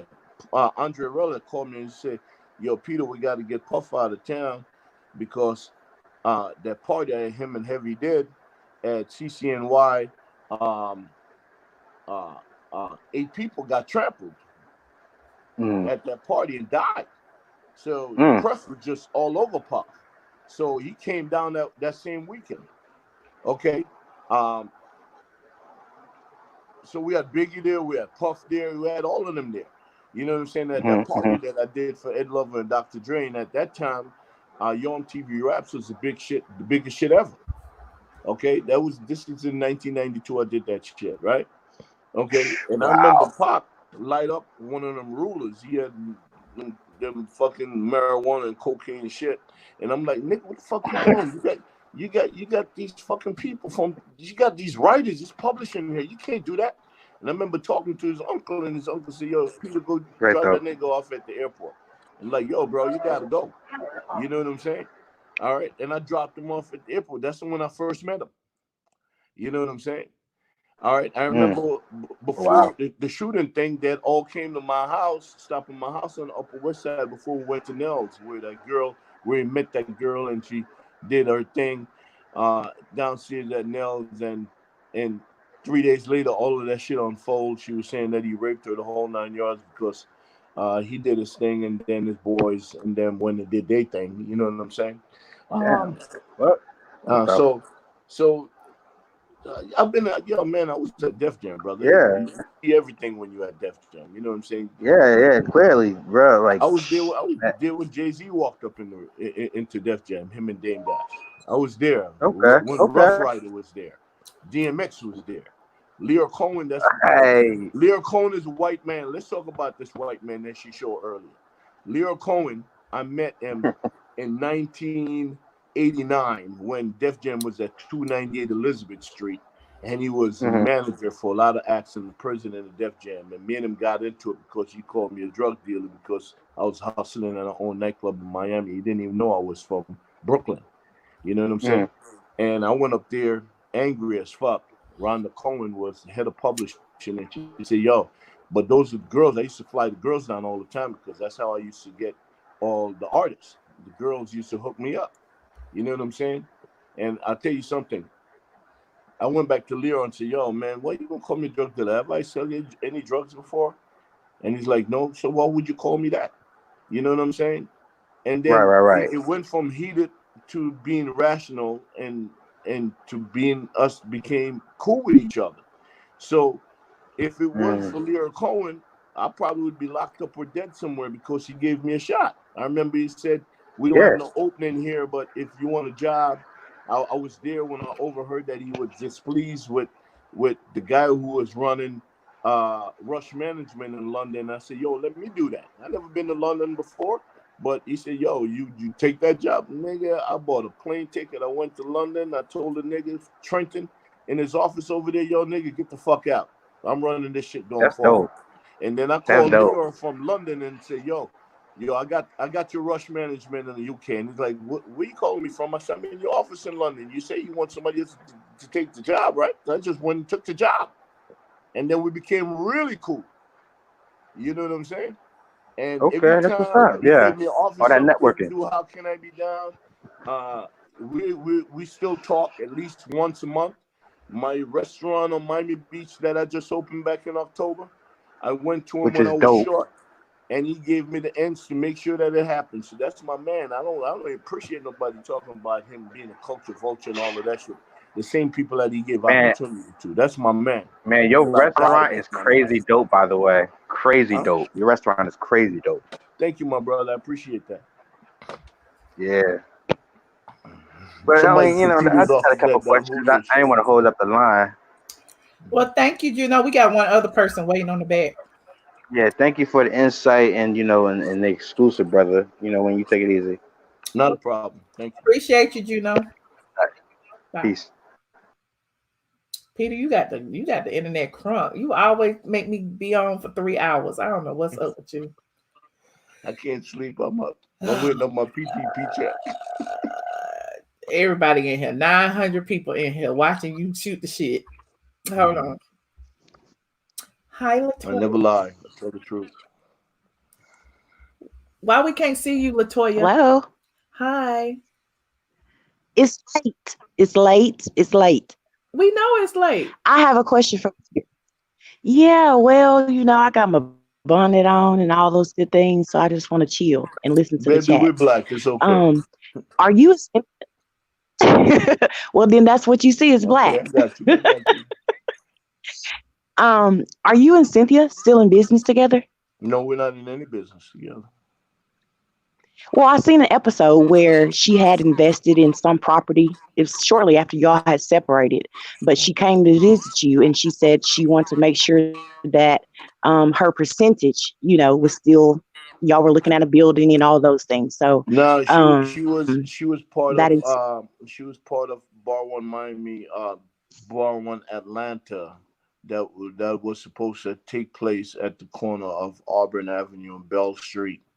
I decided after 3-4 years being in Charlotte that I did not want to do that business with her, and she had got a lot of tax benefit off of Bar One Atlanta that I did, so I just closed that out. Okay, Oh, okay. So we have no business together. Okay. And two, I have another question about Sheree that came up in Nini's and Jennifer's online conversation where she insinuated that Sheree knew the gentleman in some sort because he's the one that invited her to go to Sheree's party. Do you think that Sheree's male friend and this other gentleman, I mean, he's in jail, you know, for his undoingly things, that they kind of know each other? Are you asking that to Michelle or me? Either one that wants to I respond. don't know shit about that gentleman. That's Yeah, we gotta. I was just gonna address that. Were you the person who sent the super chat? You weren't the person who sent it. We were gonna address that. No, you heard it. We'll talk about it after. Is that your last question, Latoya? Yes. We're gonna talk about it because I got to bring him up to speed on what exactly happened, and then I don't know. I don't know anything about that gentleman. I heard some shit. Yeah, but I mean, you do know that. Yes, but you know that Sheree's guy, you know, he was in jail. She had him on the line, you know, accepting collect calls and all of those things. Yeah, you know, so yeah. I remember I was still on the show that season when she did her party and finished her house, and I heard about that, but I didn't care. Okay, but yeah, he don't know about the Jennifer stuff yet because we haven't. No, I haven't brought him up to speed on it. And that was my next topic. I know. What time is it? But thank you, Latoya. What time is it? Oh, it's late. It is approximately I gotta go to bed. 3 in the morning. What the fuck? 3 in the morning. This is what I had to ask you, Peter. Okay, so okay. I really, you know what I wanted to do was talk. I was gonna have Apollo back on because Apollo said he wanted to talk about some more stuff, right? Yeah. No, this is serious. This is my plan. I'm giving y'all an exclusive. This is my plan for next week. So I was gonna have Apollo back on, and I want to talk about the stuff that's going on with Jennifer Williams and her stolen Range Rover. You heard about that? No. Okay, basketball wise, Jennifer Williams moved to Atlanta. She got involved with this guy from Atlanta. Well, I don't know if he's from Atlanta, but he's known in Atlanta. Yeah. This guy she was dating, he took her to like she admitted, you know, like he had her around different people, so everybody in Atlanta knows him, or a lot of people in Atlanta know him. And so apparently he allegedly is involved in some scam where they be like selling cars and changing VIN numbers and all of that jazz. And so he took her Range Rover and never brought it back. And so she went on social media and put up, you know, open post, you know, have you seen this man? He has my Range Rover. Please contact the Smyrna Police Department. After she put that up, we talked about this a couple of days ago. After she put that up, other people began coming forward saying that they were a victim from him too. It's a long ass thread about him. He's been doing this since 2013, you know, switching cars, moving cars from state to state, all this gas. He's been locked up before for having like exotic cars, or it was busted at one of his baby mom's house. So anyway, that's what the lady on the line was asking, like, did you know this person? Had you heard about that person? Because apparently that person, whoever this guy is, had been like to Sheree's house. So they say Sheree knows him. Well, unfortunately, I don't live in Atlanta. And when I do come, I only visit my parents who lives in Atlanta. Okay. All of that aside, let me talk about the dating aspect of it, because people are like dragging Jennifer because they saying she should have known better. Why you give this man your car and all that? And then he put these texts out that look fake to me. Some people say they're real, like she was begging him to be with him and begging to move to Atlanta, and he told her not to move to Atlanta and all that. Then he tried to say that she was saying stuff about her basketball wives, castmates. Meanwhile, he did not mention in the text messages anything about the Range Rover. It was almost like he put that out on social media, sent it to Ball Alert in the Shade Room in order to deflect, because he knew she's a public figure and people gonna start talking about that.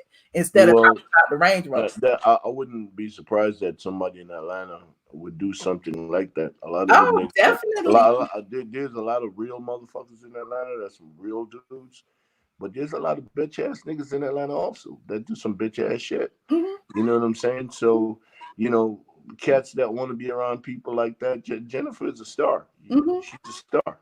Okay. And Atlanta is home of the fakers. There's so many people in Atlanta that pretend to be in the record industry or pretend to be publicists or pretend to be whatever. And then it's like that 6 degrees of separation because they know Peter, because they know Cynthia, because you see them hanging out with Nene, or because, you know what I'm saying? This one particular person or whatever may kind of scam or scheme their way into the Let's talk about me doing locked up for 6 days in jail last year. Because a nigga that living in Atlanta, okay, that I bought, what's her name? Carrie Olsen. I bought Carrie Olsen when I was in LA, and I never met him, and I wrote the check, and she came, she performed, she got her back end, she had a great time, you know what I'm saying? And then the same cat wanted to sell a lot of different acts because once once you're in that business, the third party business, and you could sell an act and then develop a relationship with the act and then make a little bit of money too. So you try to sell me Chico the Barge, and the only reason why I wanted to buy Chico the Barge is because Chico's a friend of mine. You know what I'm saying? So I was in Atlanta when they called me and said, "Yo, you want Chico the Barge?" And I said, "How much?" And they tell me, I said, "Nah, but because Chico's a friend of mine, you haven't had a hit in a while." You know, and I said, I'm going to support my people. So I was in Atlanta. I said, send me his account. They sent me the account. I wrote the check and I deposited it.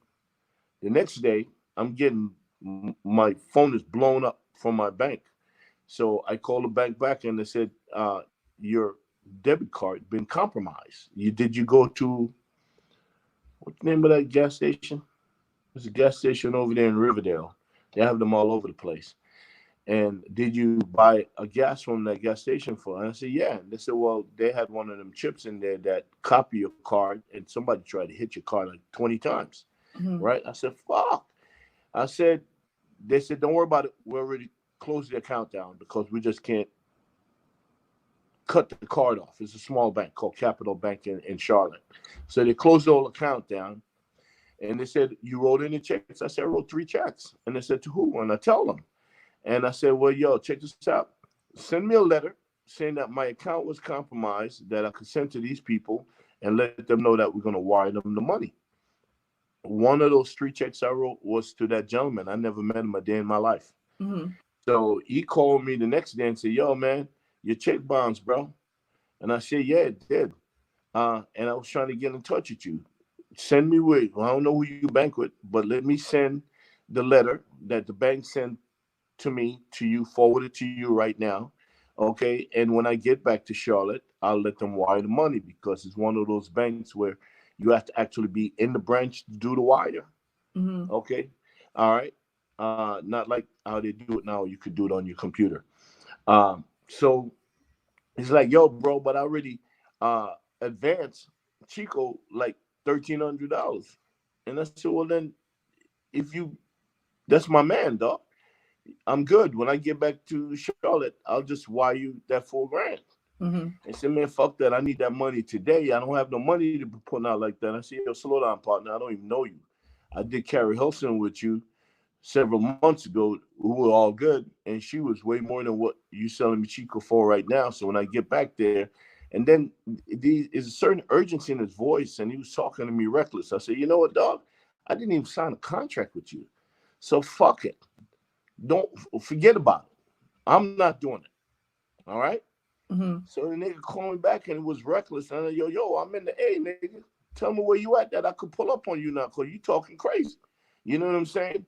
He talk boom, boom, boom, and he hide behind his motherfucking phone call. So 3 months later, I got a letter from St. James County, Louisiana, about a fraud check. So I immediately called that district attorney back in St. James, and it was a female.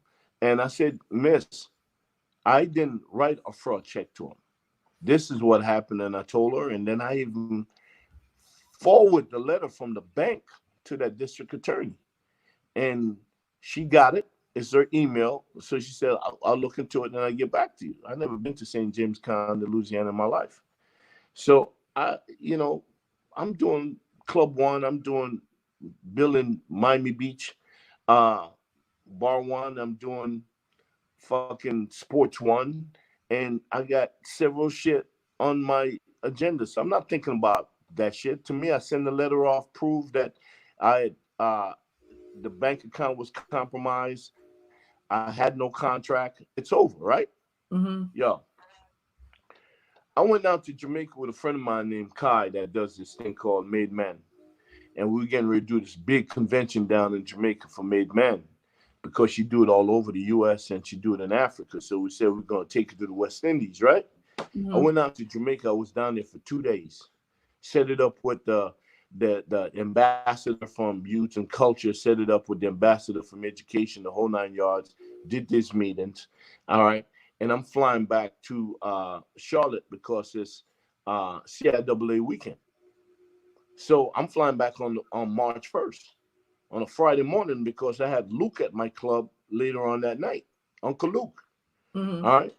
So when I got off the plane in Miami, because you had to go through immigration to Miami before I connect to my flight to Charlotte, I see all these immigration officers at the end of the terminal, and I'm saying to myself, niggas still hustle like that? They carry shit on the plane?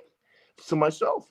And I'm walking off, and I see them checking passports, and when I got to the end, I take my passport, and I hand it to one of the officers, and he looked at my passport, he looked around, and looked at him and said, we got him. We got him? What the fuck did I do? You know what I'm saying? They said, turn around, sir, you're under arrest, Mr. Thomas, blah, blah, blah. And I'm still, what the fuck did I do? So now everybody on the plane, I'm Jamaican, I'm coming from Jamaica, I'm famous. So everybody on the plane, oh shit, what did Peter do? He got drugs, blah, blah, blah, blah, blah. And all type of shit is going through my mind. And they, in Miami International, it's a long ass motherfucking terminal. You gotta walk damn near a mile before you get to where the police little station is. All right. And when they took me there and I'm asking the officer, what did I do? Because they wouldn't tell me. They said, you have a warrant for your arrest in St. James County, Louisiana. I bet you was big mad. I said, what the fuck for? You look mad in this picture. Yeah. I said, what the fuck for? And they said, for writing a bad check. And I'm like, I ain't writing a fucking bad check. And they said, well, that's what the warrant's for. Okay. And I said, wait up. And I'm like, oh shit. No, dog. No, I got it in my email, in my phone. Let me show it to you. He said, Peter, it doesn't matter what you show me. You got to go to court for that. I said, for what? They said, there's a warrant. And the way it works is that we have to hold you, and you have to be held in Miami for 15 days. If they don't come and pick you up from St. James, Louisiana, okay, then we have to release you. I said, I'm not staying in no jail for no 15 days. Nigga, I never stayed in jail for 15 hours, much less 15 days.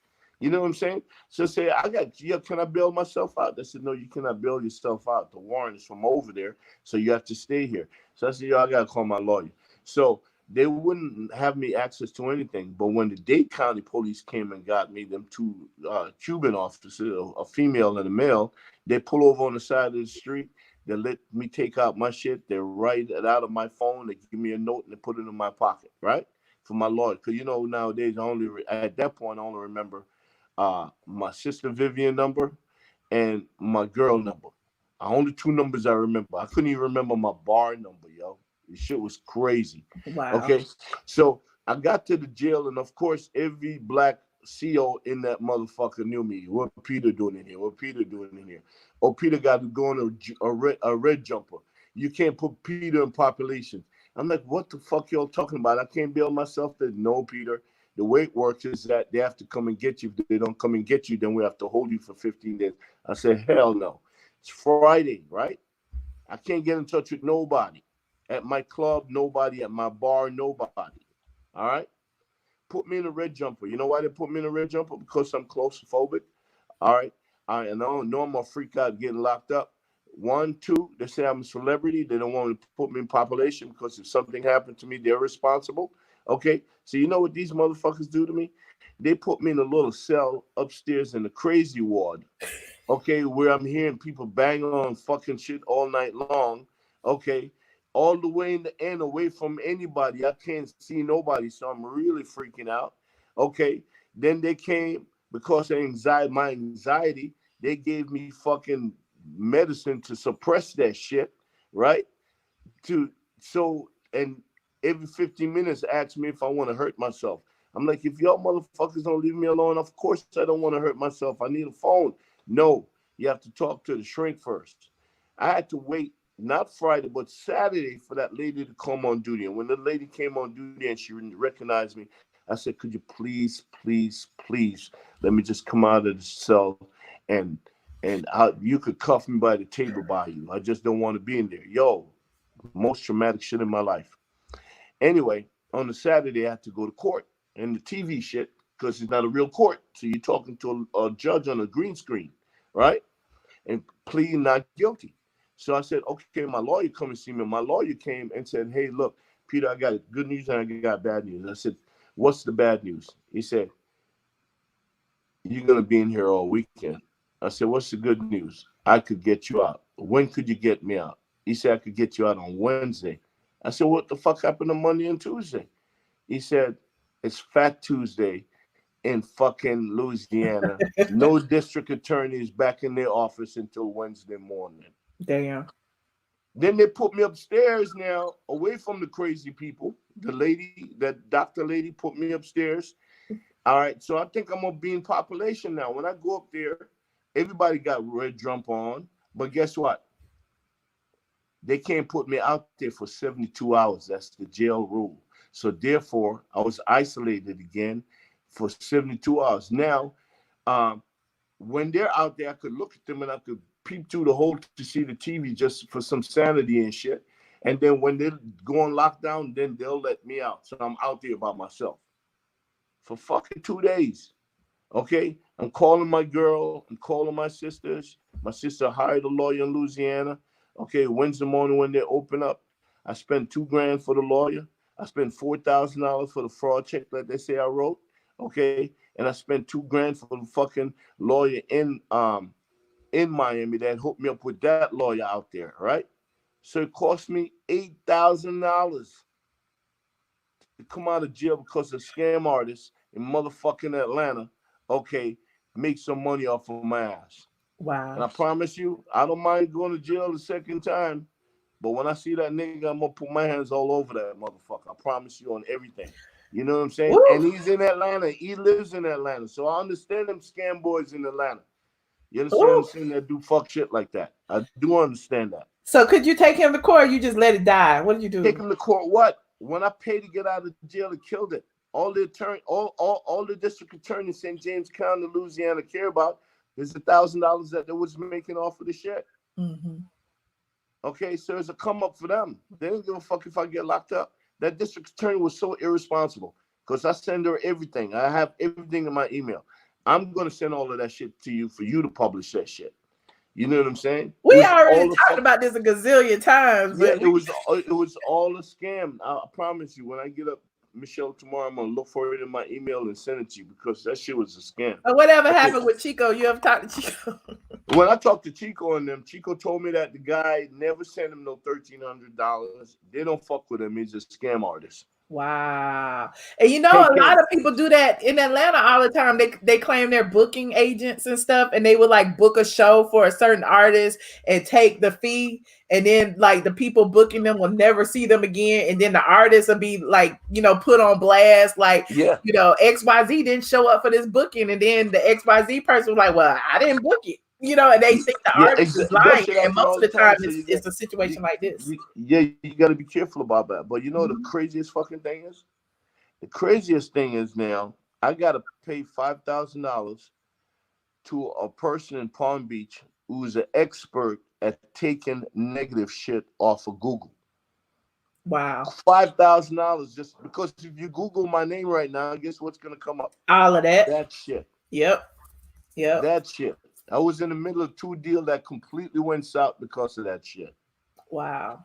And if my landlord in Miami didn't rent 5 locations before Bar One Miami Beach, I would have lost that location too if they didn't know my character.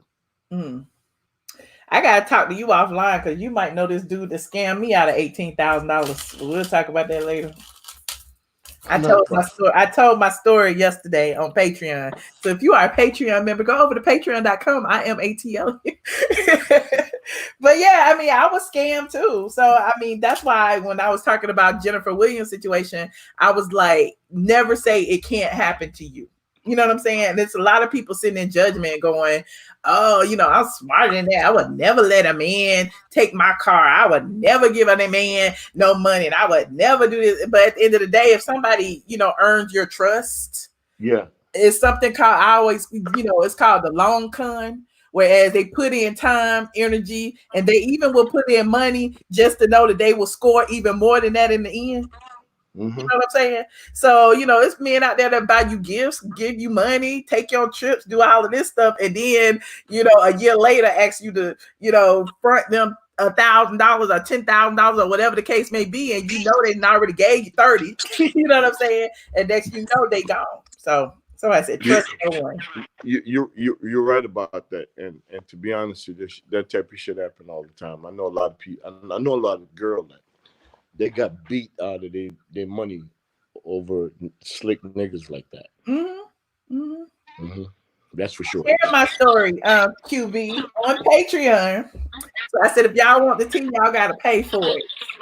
So, Michelle, it's 3:24 in the morning. My black ass got to go to bed. Please do, because I got to pee. Good night.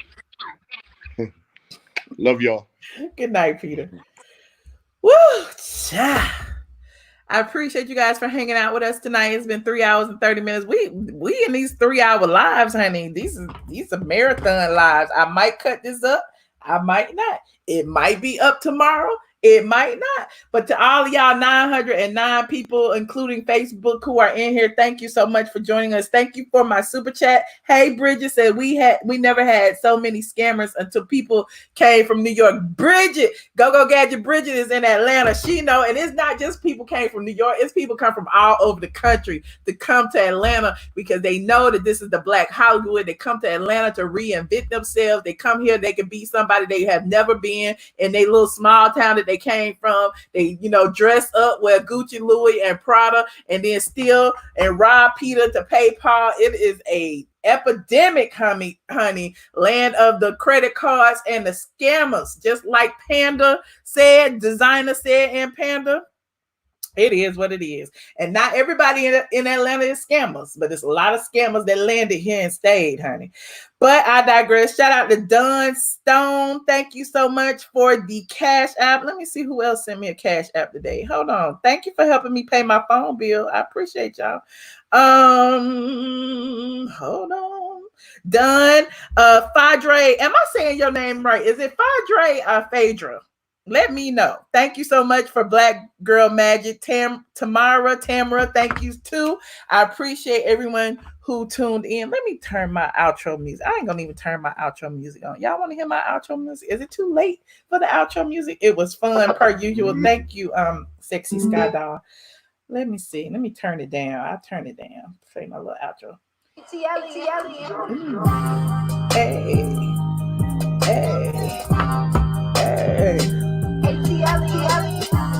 Hey, I'm bouncing because I got to pee. I'm doing a pee-pee dance on the low.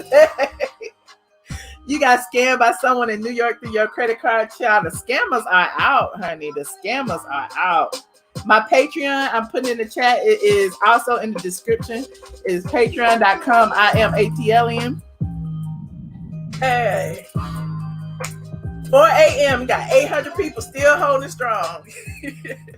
Exactly. I appreciate y'all for hanging out and staying up with me. Y'all know I'm a night owl. I'll probably be up about 3 more hours. I had promised myself I was going to go to bed at 3 a.m. today, and clearly that is not going to happen. I got to go back to work tomorrow. I got to get back to work on the blogs. Ugh. Your feet killing you? Soak them. We talked about a whole lot of stuff, so you can imagine I'm gonna clip a whole lot of these up. So if y'all see it again, just give me another like, a click, and a view. And don't forget to subscribe if you have not already. Thank you guys. Good night.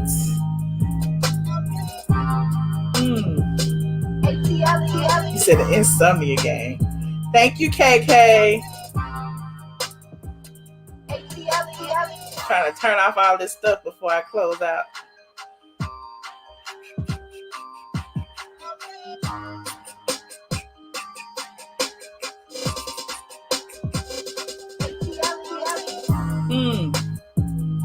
I love this song. Good night.